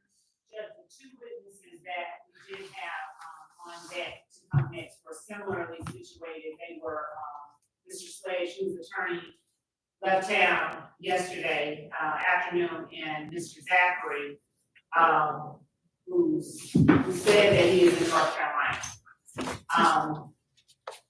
Right. So what I'm asking is there a chance you can take some witnesses out of order who aren't integral to the progression of the story that you're telling, but whose testimony you need to get for, whatever reason? Like, you've got some phone record custodians, which I don't know why y'all can't agree to that coming in anyway without a witness, but people like that. So, Your Honor, the records custodian, for the records that they have to bring in, we do not have business record certs. And so Okay. in prior discussion, I believe that the defense were going to object to those records without having the custodian. Those custodians are out of town, Your Honor. And so we would need time in order to All fly right. them in. So it sounds like then that we're just going to have to release the jury for the day and pick back up in the morning with testimony, which doesn't mean y'all are all getting released. Maybe we can get some non-jury things done for the afternoon. But let's get Mr. Copeland in here. I'll give him this contact information. Then we'll get the jury in. I'll release them. When we approached with the member of the defense, before we should and just with the question. Come on.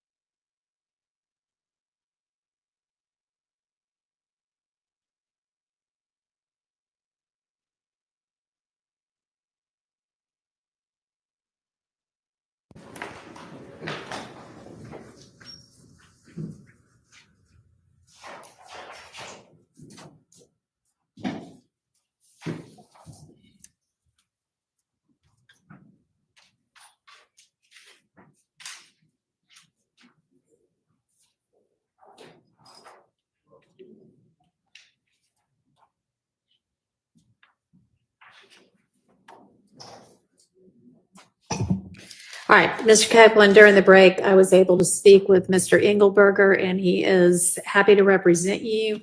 I've got his name and his phone number written down on this sheet of paper, which I'm going to provide to you, and you can call and speak with him this afternoon. And he is available beginning at 8:45 in the morning. So what we'll do is plan to pick up there tomorrow with you and with him available for you.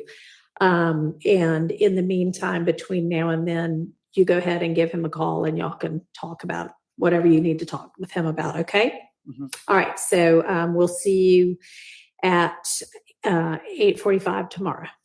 You give me enough time to talk with him? Yeah, you can talk with him for the next, Oh, it's not today? yeah. Oh, so he Yeah, available? yeah, he's available today. He'll be waiting for your call.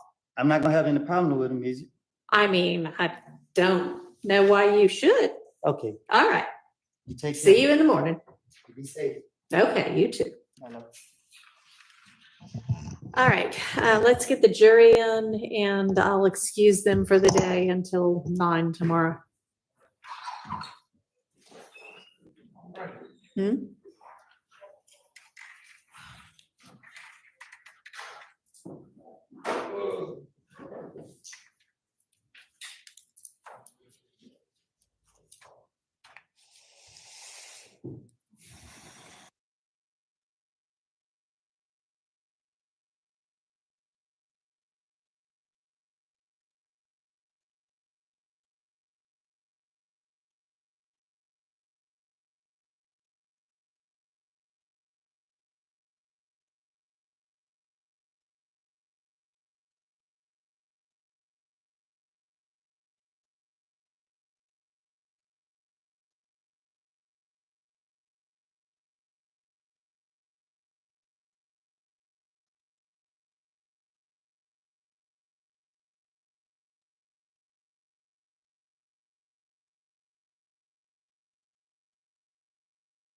Thank you. Well, ladies and gentlemen, we have had a little bit of a scheduling and procedural hiccup, I guess. So I am going to need to release y'all for the day and have you come back at 9 in the morning to pick back up. We're going to stay and get some other work done, but I'm going to release y'all. I'm going to remind y'all that you are to only decide. We all good? Okay. Decide this case based upon the evidence that you hear in this courtroom. So do not try to find out any information from any source outside the confines of this courtroom.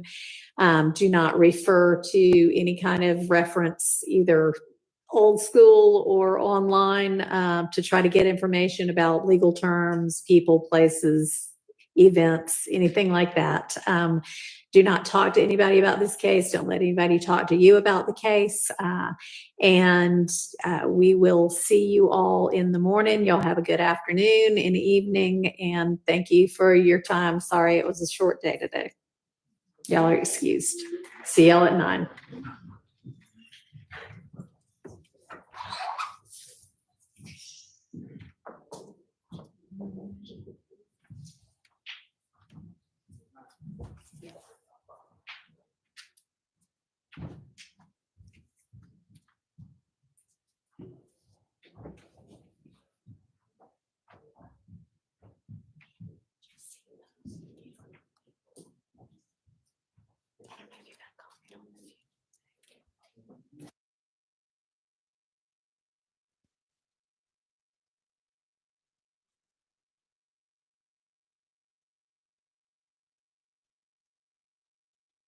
Good.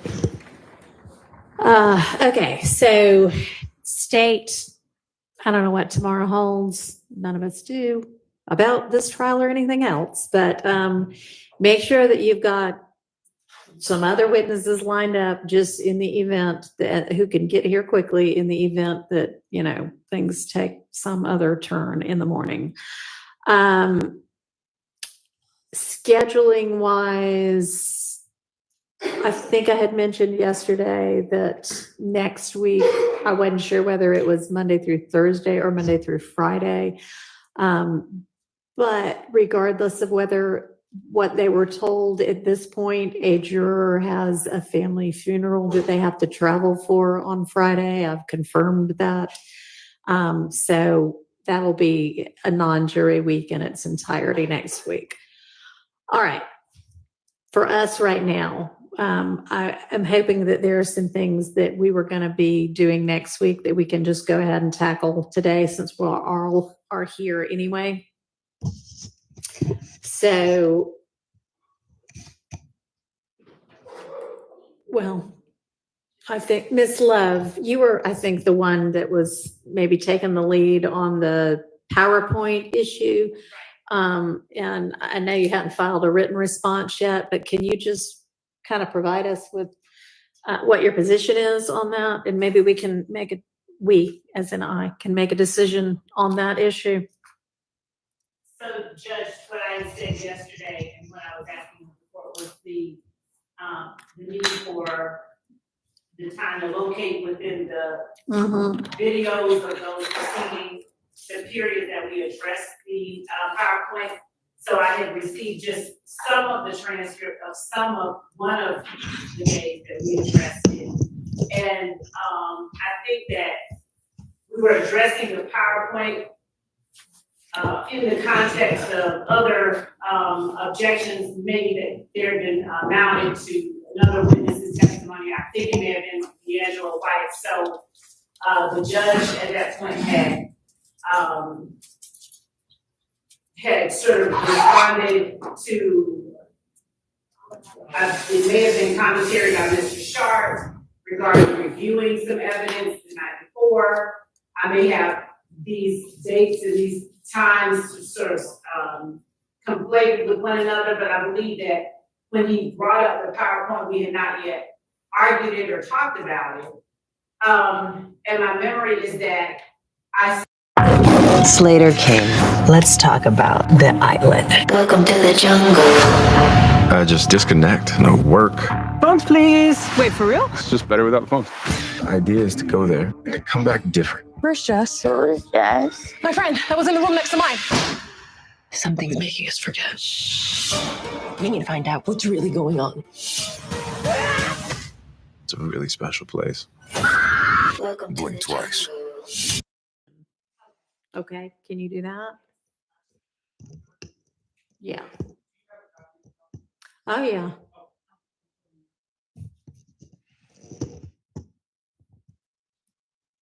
Yes, Mr. Steele attached it to his motion or supplemented motion. So I've looked at it. And I mean, maybe it would be helpful, Mr. Steele, if you just quickly summarize your position as to its inadmissibility.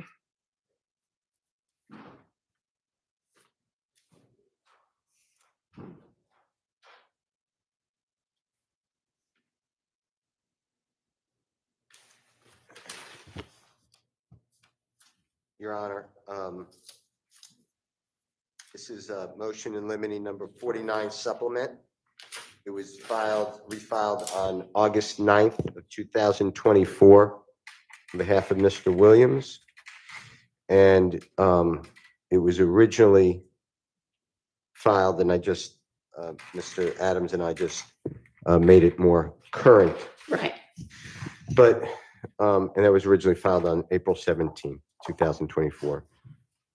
It is my opinion, my memory, and I checked the law and crime video YouTube, that Judge Glanville, and that was a lot of our hearings. I don't know if you watched it, but it was a lot of hectic things, but Judge Glanville excluded it. And the state specifically said they're not going to use it. And to me, I just don't see the admissibility under 401(2)(3), because slide 1, it's titled YSL versus Inglewood Family Bloods. That is not the name of this case. I don't know why that would go up in front of the jury. Yeah, and I think there are like 80 something or more slides, and I'm not necessarily asking you to go through the details of each slide, just if you can summarize right now. Okay. And it may be that we have to get into the slide by slide Okay. Well, position, but it's basically a closing argument. That's really the summary as I would give it. It is something that the state would, over objection, use in their closing argument. And if the court allowed it, maybe that's okay. But for evidence coming in through a supposed gang expert who I'll be objecting to in addition, he already testified as an expert and he's a third supposed expert to testify. But there are things, Mr. Williams' home was illegally searched on the July 15, 2015 date. They have slides in there referencing that. They have slides on information that has not come into this trial on supposed investigation and corroboration by law enforcement. I've never seen the corroboration. It's just like a trial by a theory, and that's throughout. And I'm objecting to the entirety of it. And I don't know why any witness, expert or lay person, would be allowed to use this type of demonstrative device to say, let me explain to you the guilt of these people, when specifically even an expert cannot talk about the mens rea or the intention of a party. That's always within the breast of the jury. And this has multiple people, not just Mr. Williams, joining and committing crimes and saying what their intent was by their association. So I hope I've given you a summary, but if you want to go slide by slide, and a lot of information in those slides are not coming into this trial. The state has not called many witnesses that they said they were going to call, like Mr. Lamar, who's performer known as Rich Homie Quan, Mr. Carter, a performer known as Lil Wayne, Mr. Williams, a producer performer known as Birdman. They have this information in that slide, and it's just a confrontation clause violation. all right.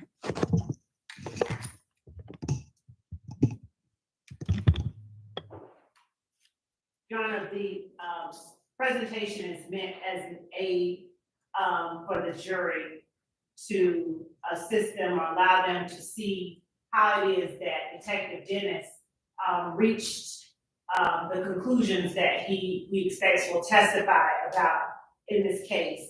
There are instances where he references hearsay, what would be considered hearsay, but which he is allowed to use to form an opinion and to present an opinion. The slides that Mr. Steele references that have to do with matters that have been excluded from this trial, of course we can see that those would come out and that we would not be attempting to introduce slides that show the inside of Defendant Williams' home as a result of the 2015 search of his home. But there is to exclude the demonstrative that we would be seeking to use through our expert.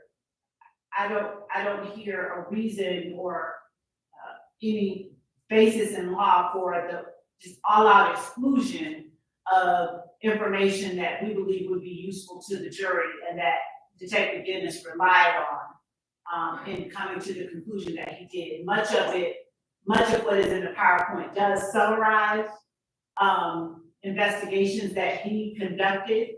It references persons that he interacted with. It references acts that occurred, investigations that occurred, and again, people that were either self-identifying one way or the other, or that referenced another person as identifying a different way. So we would ask that the court, based on what Mr. Steele has presented, just the fact that he doesn't think that it's admissible or it's a closing argument, that the court deny his motion that we not be allowed at all to use the PowerPoint. All right. In fairness to Mr. Steele, he's ready to go slide by slide, and I asked him to summarize. So it's not that I asked him to summarize the argument. That's not all he would have to say. But this appears to me to have maybe originally been some sort of a law enforcement briefing. Is that what this was? In terms of the investigation, of course started out sort of as you know, them talking and law enforcement, various agencies talking amongst one another and briefing themselves. But in the end, this PowerPoint was something that was used by Detective Dennis in, you know, discussing the investigation with the district attorney's office, and that we believe as well would be useful in allowing the jury to digest pieces of information that he would be presenting through his testimony. Well, I could go through that. So tell me which slides you think you are absolutely concede are not going to be used. I mean, I'm just looking at one right now. It's, I think, slide number 36. It's got a lot of pictures, and it says a rap dispute between Lil Wayne and Birdman spilled over into Atlanta once rapper and YSL 30 Deep leader Young Thug got involved. I mean, how is that not totally conclusory and something that maybe this jury is supposed to be deciding? And that's just, you know, the one I happen to be scrolling onto right now. Your Honor, the information that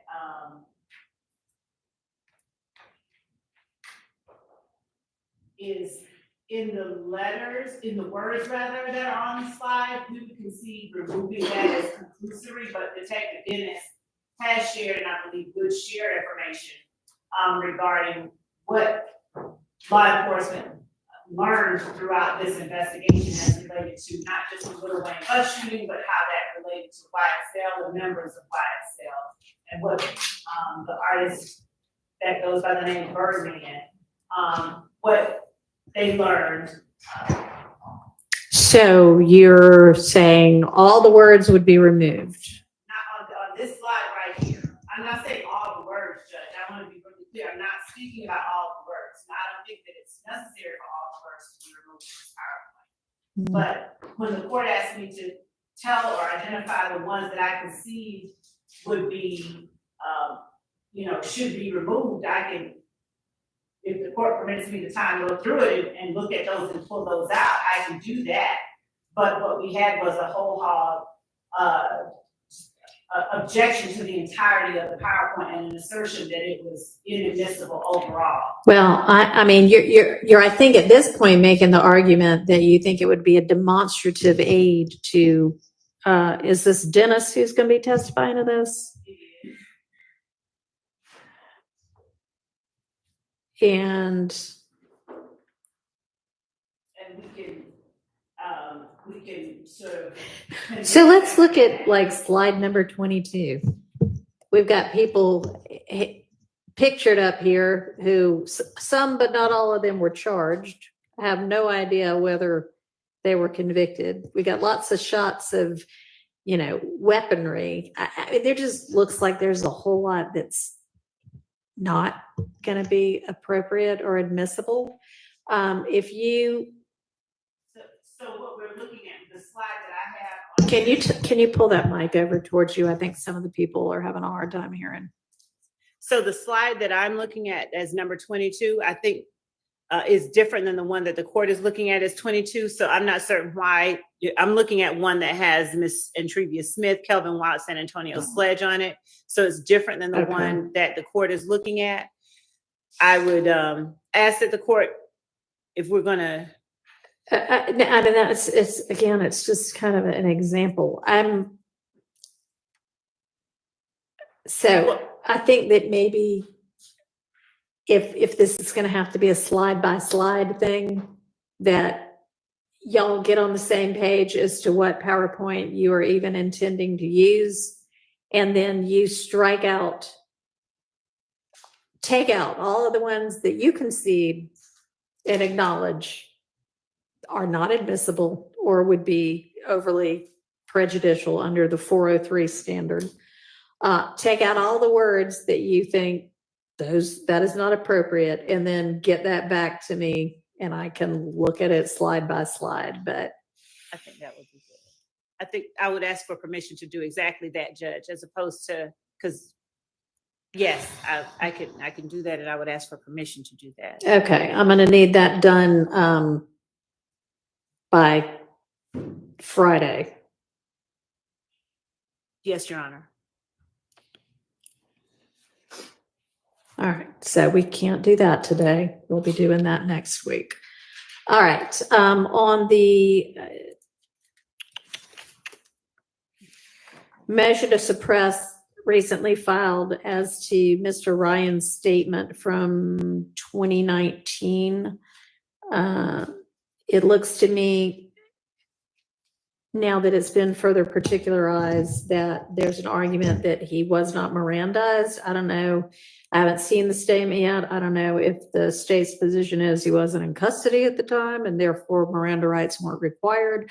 I'm going to need an answer to that. I also need the statement from one side or the other so that I can have the benefit of actually being able to see the statement. Okay, so y'all get that to me as soon as you can. That ought to be an easy click something and send the email. And is the state, do you, I mean, I assume y'all are familiar with the statement they're talking about, and it was not used in his 2021 trial, but I think, Ms. Love, you've represented that you might want to use it in this trial. Is that right? I do. Okay. Do you know whether y'all's position is that he wasn't in custody, or do you know what you're going to be arguing on that? Just 1 second, Your Honor. We were actually going back and forth, and I'm having trouble getting onto our server. That's what I'm trying to do right now. Okay. Can you pull it up? Are you on the server?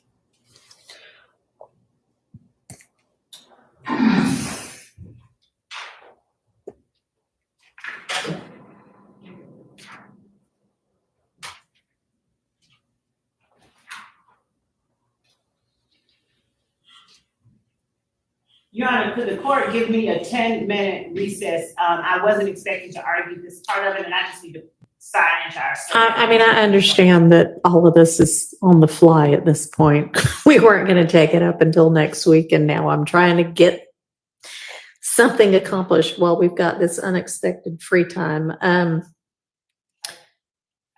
I don't think we need a recess for that. You just be working on that, and maybe I'll ask one of your co-counsel to address the next issue.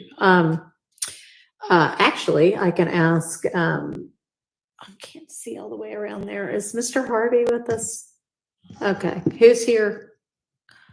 Can you speak to, remind me your name?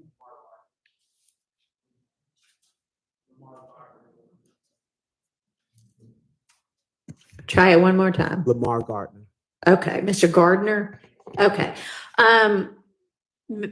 Mr. Harvey had filed a couple of days ago a motion to exclude kind of, I guess, what he phrased untimely disclosed co-conspirator or alleged co-conspirator statements. Would you be able to identify specifically which co-conspirator statements he's saying were late identified? I wouldn't be able to, but if you give me a minute, I can find out. Okay.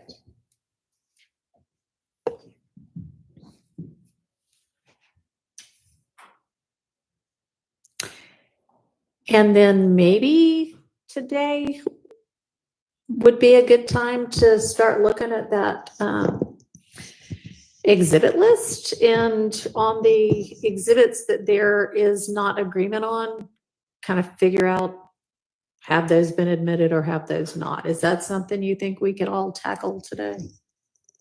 We could try. We can do the first part. We are almost finished with it, but we can do a chunk of it. Okay.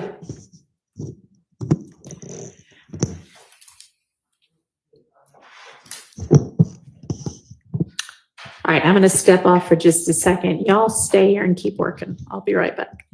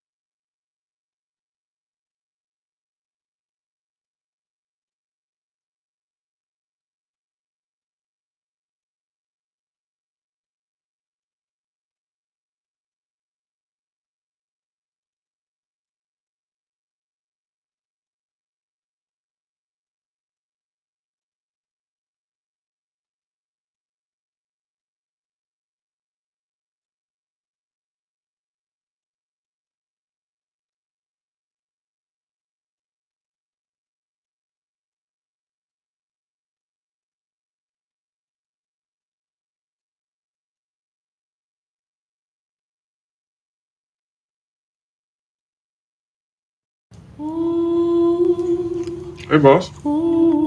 Okay. Said I'm fine.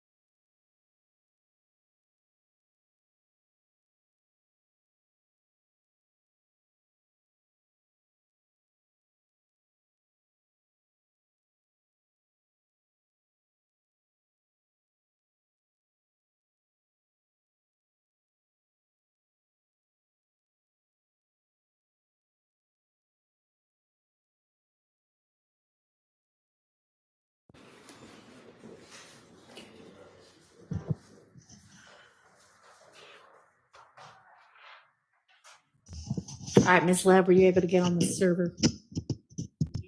Okay. So can you tell, and if you don't know right now, that's fine, but if you do know about the statement. So he gave a statement, after he read his rights, Mr. Williams just sent over, what she called a particularized, motion her Okay. regarding the statements. So I was reading what she had written. Use your mic, please. I was just reading what Mr. Williams sent over just now, that she had labeled a particularized. Ms. T. Williams, did you not provide that to opposing counsel when you emailed it to the court? Or is this yet another new one? It just came I'm through on me. confused. I don't. Is it the motion or is it the statement? So what just came through on my email was labeled particularized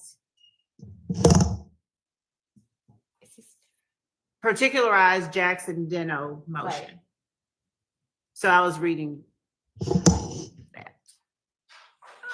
It may just be the same title. I think this is the statement itself, which I had asked somebody to send. So thank you, Misty Williams. And I would think you would have been copied with the. I'm sure I was. I Okay. got that. All right. If you're not already just generally familiar with it, that's fine. I'll look at the statement and wait for your response, and we'll deal with it on next week. Go ahead. So the question the court had initially asked was it in custody, and Right. was it one that we intended to use? So the first part was it is a custodial statement. And it was one that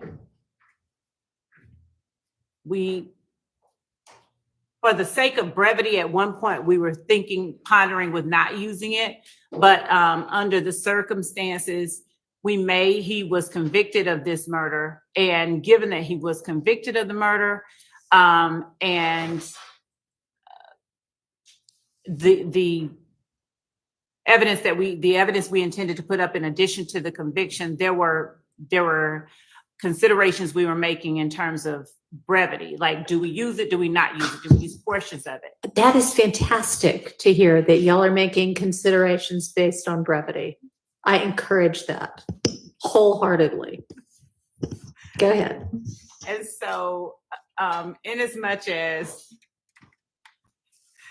there's a need to have a Jackson Deno statement, just because of that possibility and that uncertainty. Okay, but you're saying it was custodial and that he was Mirandized? He was Mirandized. I think maybe the issue is that the issue may be was it a full like Miranda? Was it was he fully apprised of his Miranda rights? Okay, well, I mean, I guess we'll take that up next week. I'm done. I can't read.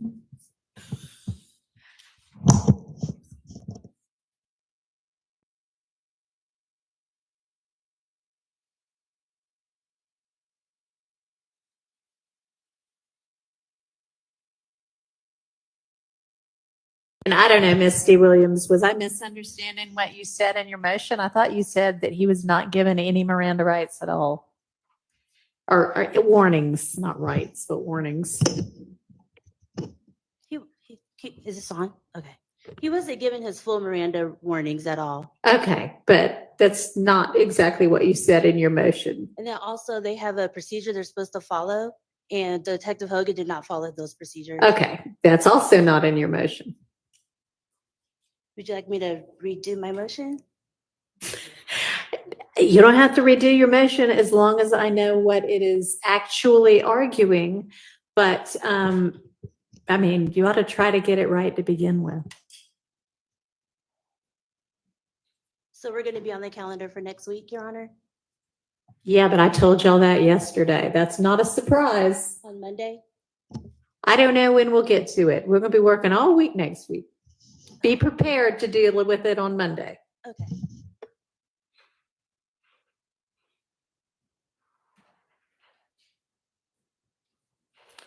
Okay. All right, so that's that. We'll deal with that on Monday. I have the statement now, so and I understand what your argument is.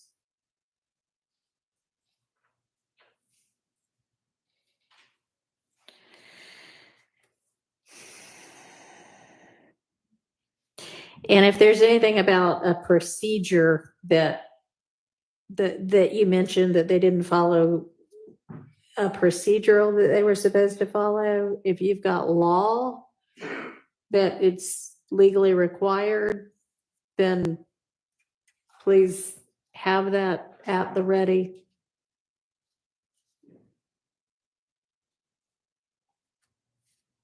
All right.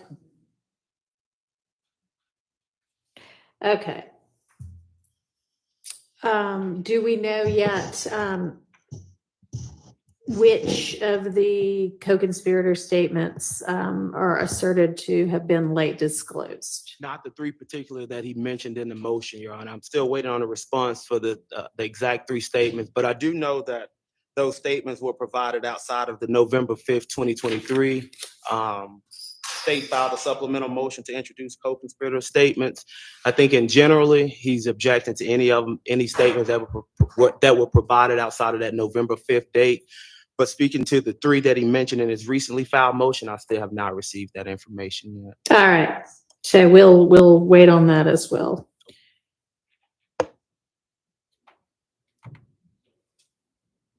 And there's some, I think, allusion in there to wiretaps. So I don't know if there are statements that were contained within wiretaps. Okay. Well, we'll deal with that, I guess, further as well next week. Yes, sir.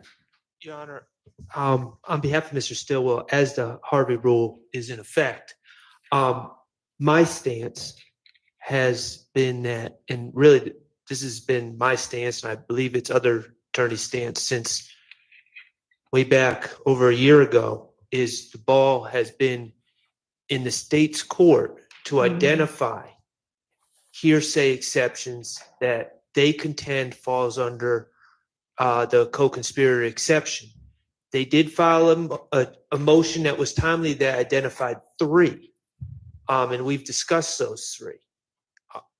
But at this point at trial, and I know we discussed this last week, my recollection, and if I'm wrong, I apologize. My recollection is that we discussed this last week, and the state was to provide specificity on the statements that they plan to use. So that's right. And we still don't. Has it still not been done? We provided a host of the statements from the wiretap that we've identified. I think over 200. There's clips, there's small statements, but the point of it is that the statements contained with the wiretaps, within the wiretaps in the jail calls, were statements that defense counsel referenced to the court were things that they were objecting to as we were ongoing, since they were all turned over and everyone had to review all the same batch of evidence. So we turned over a number of statements that were contained within those wiretaps that count from our standpoint as co-conspirator statements. And that may or may not be what Mr. Sharp is referencing now. That is the only thing I can think that he's referencing now, since that's what we most recently turned over for the court's instruction.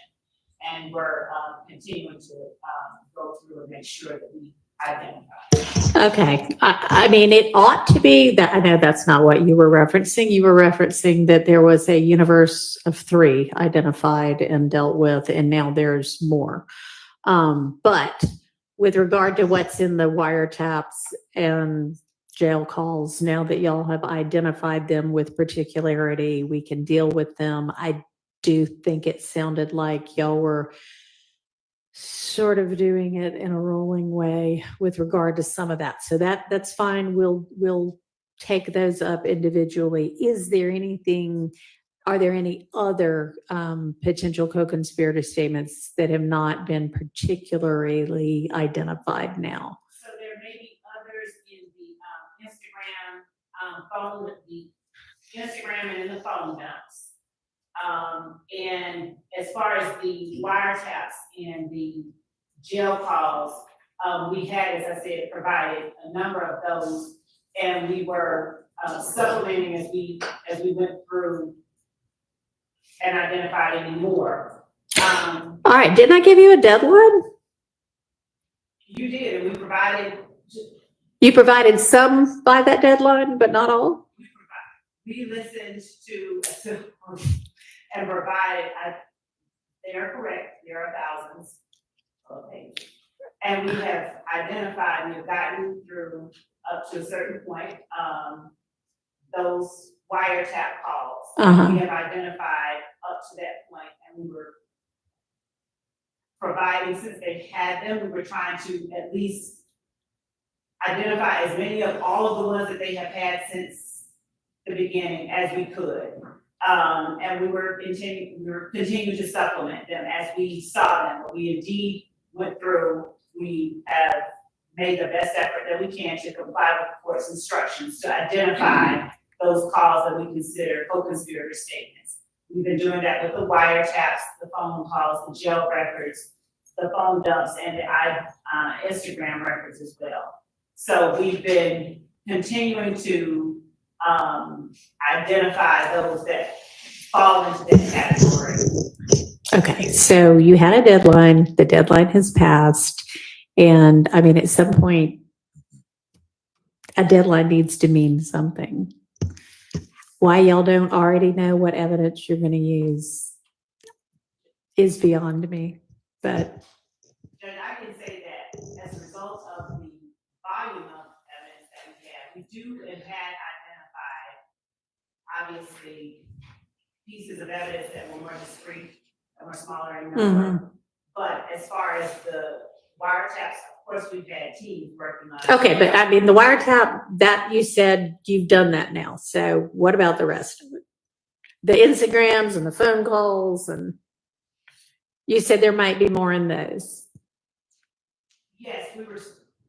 We're still going through all of those. We've identified, and we literally created a link, and we have put them in the link and served them. And anything that we found or find past the point that we served the initial link, we are providing that as well. We are, from our position, of course, the court has given us a deadline. Of course, we're trying to comply with that deadline.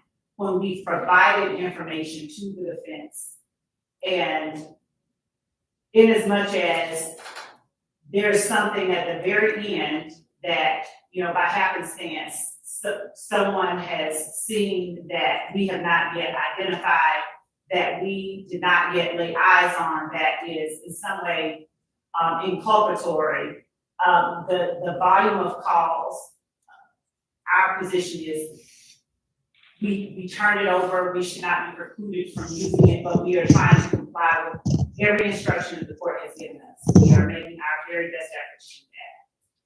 And we believe that as the court has said, we are aware that we have these ongoing obligations. This is not information that we've not turned over. This does not fall into that category of. Yeah, I understand that it is somewhere in the, universe of discovery that's been provided, but it has not been identified as here is a co-conspirator, what we assert to be a co-conspirator statement, because there is essentially a standing objection demanding that before anything gets admitted as a co-conspirator statement, the state establish the prerequisites for its admission as a co-conspirator statement. And so I have to make a ruling on each of those things. And until it's identified, I can't possibly make a ruling because we don't know what we're talking about. And I don't honestly think that my directive that there needs to be a deadline is the first one that's been issued in this case. I believe Judge Glanville had also said this all needs to get done at this point. As it related to the wiretap information and the information that we're going through now and identifying co-conspirator statements from, that was a matter that just by nature of the way that we were proceeding with the case, that was addressed as we proceeded.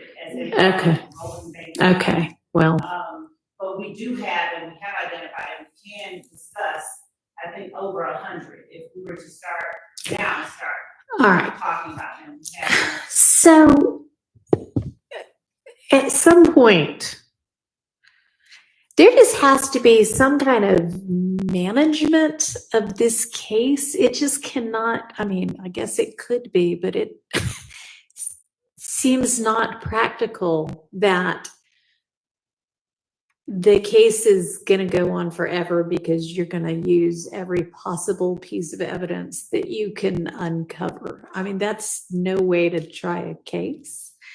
And it's not fair to the other side of any case to not know, for the most part, going into the trial, what the evidence is going to be. And I mean, we've had this discussion before, but y'all also, aside from that, y'all have got to kind of get a handle on what your case is going to be and decide what needs to be culled and what really needs to be presented. Your Honor, the only reason that I can say that the reason that we want and feverishly seek to look at it all is that we don't want to be precluded in the event that, we don't anticipate playing every single co-conspirator statement that exists in these wiretaps. Right. But in the event that there is one that is particularly important, and it's one that we didn't say by this date, oh, we're going to use this one,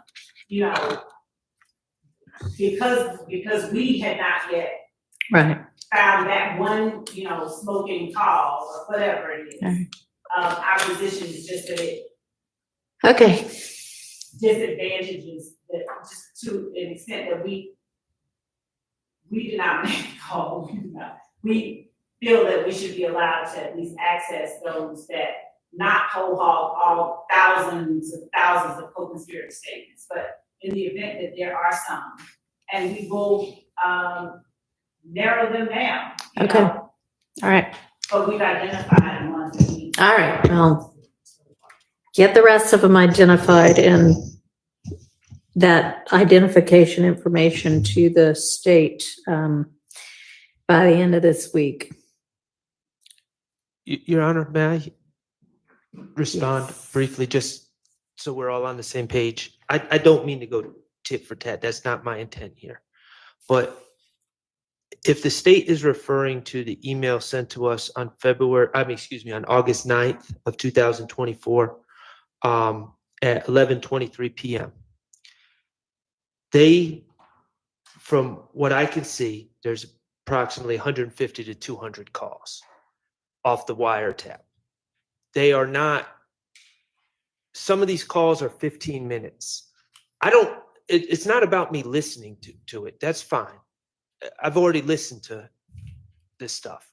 But just attaching a 15-minute call, a 10-minute call, doesn't necessarily indicate what co-conspirator statement you're intending to introduce. So there's just not a lot of specificity. Now, some of them are shorter.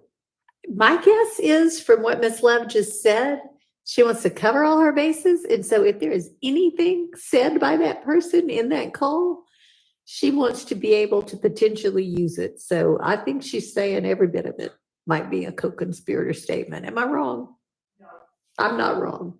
Well, if the intent is to litigate that, then I think I'm stating the obvious. It creates a whole lot of outside the presence of the jury litigation about stuff, because the state is not, and the state control this case. They controlled when to indict it, and they. Well, y'all did file, I don't know who it was, but a speedy trial demand. But you're right, they indicted it. So they knew a speedy could have been filed and they needed to be ready. I don't know that everybody filed one, but did everybody? I filed one. It wasn't recognized by the court. You did not file one. I did, but it You're was, right. Yeah, I think it was within the period where everything was stayed. Is that what happened? He filed a constitutional speedy. no, I filed a statutory speedy. Okay. And Anyway, at least some people have filed a statutory speedy that was recognized, and y'all are all being tried together, so that drug the whole case to trial at the same time. However, you are right that once the state indicted, they knew a speedy could be filed and needed to be ready to go, or either sever people out. It doesn't require a response. It's a statement of fact. Okay. So can we start on the exhibit list? I don't think there were that many that were in dispute. Your Honor, excuse me, I don't believe we have the exhibit list yet. Is that correct, Ms. Hilton? Oh, no. I mean, I'm sorry. I'm not being clear. One of the things that was proposed, I think by Mr. Steele, was why don't we take a chance to look at all of the exhibits that have been admitted so far and make sure we're on the same page about that. And I don't think there was that much dispute about that. So I'm thinking, let's do that right now. Y'all do have that, right? So, Your Honor, the state was going to provide the list that we believe is the list of admitted exhibits. And so I'm getting ready to forward what we've created, but it's individual by the acts as they came in. And so I'm getting ready to forward that to everyone, but we were actually having printed copies brought down so that everyone could actually physically have one in their hand. And so that's what we were hoping would be down here by the time you finish, but I can forward what we have and it'll just take a little more time because it'll be electronic. All right, so it seems that Mr. Steele's, what was it? It was like an Excel spreadsheet that was provided is pretty organized and orderly. Have y'all not tried to kind of match up what y'all have to that? We have been matching that up. There are instances where electronic exhibits were shown to witnesses that we don't have a printed copy of to confirm that it was the exact exhibit that was admitted. There were instances where changes were made. There were multiple instances where the court required redactions, but we did not. All right.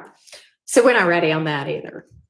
So I think it may be that we actually need the prior court reporter in court one day for that next week. So why don't I figure out which day is the best day for her to do that? But that is something else y'all need to be ready to go with on Monday. So, I mean, I think I've been through my whole list of what's outstanding, and there doesn't seem to be anything we can accomplish today. Yes, sir. If I may, Your Honor, last week we painstakingly went through transcripts. Yes. And redacted certain things. My understanding is that the state was going to have a printout. I think over our objection, their plan is to just pause the sound during the redacted periods. But my understanding is they were going to provide a transcript with all the redactions after Your Honor's rulings, so we could review them and just make sure we're 100%. And if there's an issue, we're not bringing it to you at the last minute with the jurors in the box. All right. So I don't believe that we've been provided the redacted transcripts yet, or the state's version of the redacted transcripts, and we would like to at least have those so we could review them prior to them being Okay, played. and is that correct that y'all plan to just pause the parts that are redacted? So y'all better be really good on the trigger with that. There are some parts where it's like, part of a sentence, but not the next sentence. Yes, Your Honor. Unfortunately, with evidence reviewer, it was a challenge to convert to the MP4 so it can be clean. It would distort it because we tried doing that previously. So that is the state's plan. I will send over the highlighted versions of the transcript that's redacted in a moment, as soon as I finish sending over the exhibit list. Okay, so y'all can't there's no way that y'all can either put something together that is just the unredacted part or fuzz out the redacted part? Does the court mean for the video? I mean, I don't know how y'all are intended to play it. If you're intended, I don't know how you're intending to play it. So, Your Honor, we're playing it through evidence reviewer, and we have successfully muted the portions of the video where it has continued to play in front of the juror, but it's very easy, and we have successfully done it on multiple occasions, muted the sound while the video continues to play for a couple of reasons. One, to allow the jury to see what's going on during that time, but two, to make certain they don't hear what is being said. All right, so I'm glad to hear that it's muted at least, so there's no possibility or very little possibility that they'll hear something they're not supposed to hear. And so y'all had done that with video already where they're seeing that something else is going on that they're not privy to? Yes, we've done that on multiple occasions. And we also, That's something that everybody agreed to? No, we objected to that because it appeared to us that if the jury's sitting in the box and they're watching a video, They're going, wonder what they're saying now. Exactly. So have y'all provided any explanation for that? No, because the same way that if we were to cut it out and it skips to a part of the video, the jury would be wondering, wait, that didn't make sense. It skipped to an unrelated part. So even if we had the ability to cut out and cut and splice, it would be as choppy as it is. Yeah. And on other occasions, the jury, so let me ask you this. If it's like a 2-minute redaction, are we just sitting in silence for 2 minutes? No, What's generally, going on? Well, in some instances, if it's a small redaction, we'll let it play. But like 2 minutes, we'll fast forward and say on the record, we are fast forwarding from here to here. We'll mute it and say, Your Honor, we're stopping at this point and we're picking up at that point. And that's what we do. We literally just take the advancing button and advance it to the point in the future that we're playing. But let me just say, it really has not played out that smoothly in the past. Yes, there have been some occurrences where they've been able to mute it and it goes smoothly, but in other instances, yes, we're sitting here for 20 seconds, 30 seconds, and then in other instances where they try to skip ahead, they skip ahead, but then it's not quite far enough or it's too far, then got to come back a little bit. So it hasn't been played out. And I mean, we got a lot of videos to get through, it sounds like. So can y'all endeavor to find out whether maybe even if you have to outsource it to somewhere else, you could put something together that's spliced, because that is a whole lot better than, I mean, it may sound like, oh, wait, that's weird, but that's better than, well, something's going on here. So we've spliced, we have done that. We've actually taken the videos that have to be played through evidence reviewer, and we've formatted it, converted it, just as Ms. Hilton said, into an MP4 format. Right. That does not play smoothly at all. Okay, and I hear you saying that y'all do not have the ability to do that, but I mean, people put big multi-million-dollar trials on all the time. There are all kinds of outside, I don't know what they are, but companies who do things like this. Can y'all look into whether y'all can get that done? Because that would be a way, way better way to do it, both time-wise and in terms of the jury not seeing and wondering, well, what's going on right now? Both of those reasons. Y'all see what you can do about that. Yes, Your Honor. Okay.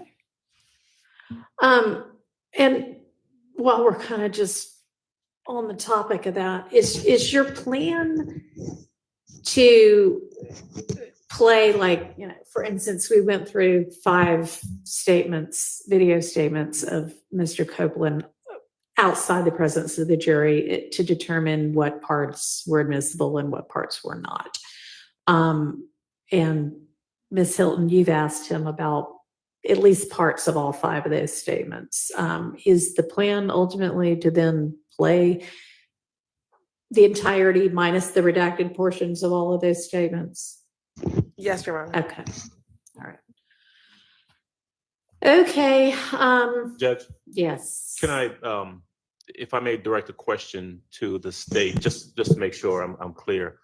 So we're talking about obviously the videos, but we're also talking about the redacted transcript as well, the actual physical transcript. Okay. Now, I thought y'all had told me that no, you didn't intend to pass out transcripts like to the jury. Is that right?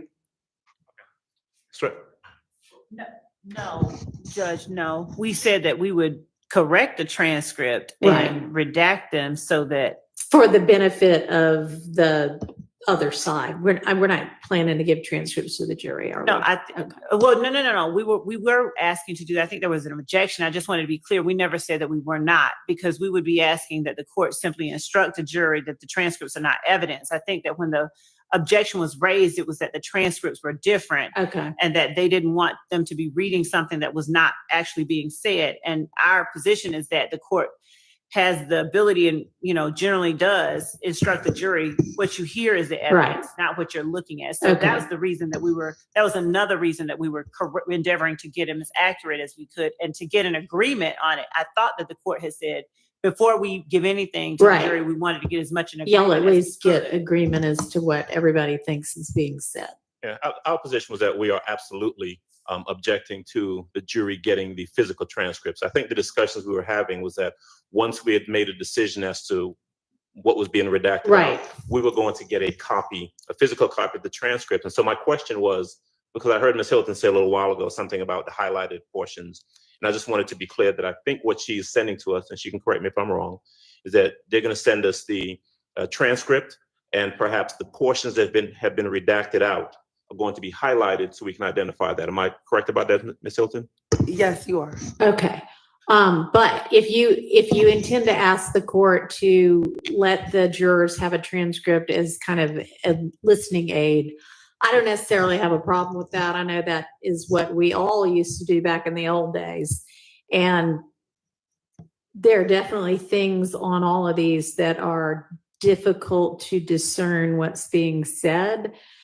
But we all also recognize that the transcription of at least some people's statements was far less than accurate. So are y'all planning to have them retranscribed or corrected or something? Yes, that is the reason that when I said any transcript before we even offer or ask to be passed out to the jury, we would correct and share with the defense and get some kind of consensus, even if it isn't an exact consensus, before we even ask the court to pass it out to the jury. The highlighted portions that Ms. Hilton was giving was just to aid in our discussions and agreement with regard to the redacted portion. Okay. Well, we got Mr. Copeland on the stand right now, and I hope that by Friday we are finished with him. Because that's a lot of days of one person's testimony. But if part of that is you're planning to play for him his statements to present him with his prior inconsistencies, they need to have seen the redacted videos, seen the redacted transcripts, and had a chance to review that for themselves and digest it. And it's Tuesday. So before we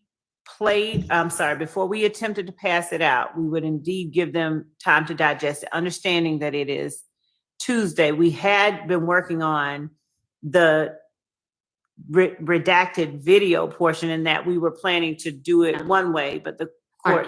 When do you expect to be able to get this to them? both. Everything that has to do with Mr. Copeland's video statements that are going to get played. So, Your Honor, the state intends to give them 3 of the transcripts that has redaction, which Okay. what we talked about last week. I can provide that to them this afternoon. Perfect. As far as a transcript that we were going to give to the jury, the only transcript at this point that has been fully corrected and ready is the June 10th interview. So that's the only one that we would intend to give to the jury is the June 10th interview. And we have that with the corrections that we will give to defense counsel today. Also this afternoon. Okay. Your Honor. As far as the video, we would have to find the outsourcing of it when we leave here today to determine how long that will take and if we can. Okay. If we cannot, then we're prepared to move forward in the fashion that we discussed earlier. Okay. Well, that's definitely less than ideal. It has not gone as bad as honestly, the playing, the pausing, the muting of the videos. The muting of the videos has not been the problem. It has been sometimes when it was when we were doing the MP4 that we were advancing and it was starting and stopping because of server issues. Okay. It's still less than ideal. So I understand you're saying I may not be able to get this together in the next 2 days, but for all of the remaining witnesses, if you can't, honestly, if you can for him, I'd rather you do it for him as well. But I'm just sure that can be done. I'm sure there is somebody out there that can splice it as needed, but have it where it is still something that can be heard and understood. So, okay. So anything else? If not, I'll just go. Y'all can do your work and I can do things like other cases or listen to the statement or things like that to get ready for next week. So anything else today? Your Honor, I'll file a particularized Bruton motion for Mr. Kendrick's statement. Okay. Did you just file that today? No, I will do it though. I have the. Oh, you're planning to. Yes, Okay. I have the timestamps like the court wanted. Perfect. I'm just trying to make sure it works, and I'll include other people here, and I'll send it to them first as a rough draft to make sure that I didn't miss anything for their clients. And then with regards to next Tuesday morning, just as a reminder, your honorable court has allowed me to, I just wanted to. Thank you for reminding me of thank that. you. And you'd be back with us by when? I think I'm the second case on the calendar, so 12 o'clock. 12. Okay. But All I right. better check though their schedule. Okay. So Mr. Steele had asked and I had permitted him to, he's got an oral argument in another case before one of our appellate courts scheduled for Tuesday morning. And I had said, yes, I'll excuse you to do that since I knew we were non-jury anyway next week. So then it sounds like both Monday and Tuesday will be starting, at noon instead of, or let's just say 12:30 instead of in the morning time. All right. All right. Okay, so let's adjourn for the day. We'll be back at 8:45 in the morning. Y'all have lots of work to do, especially y'all on this side. All right, thank y'all.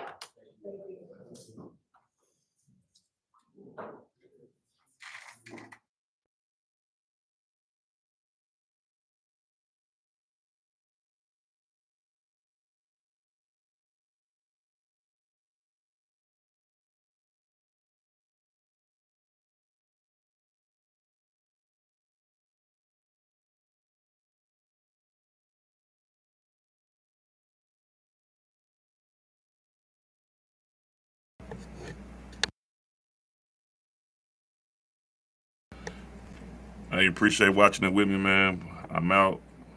Catch y'all later. Yeah.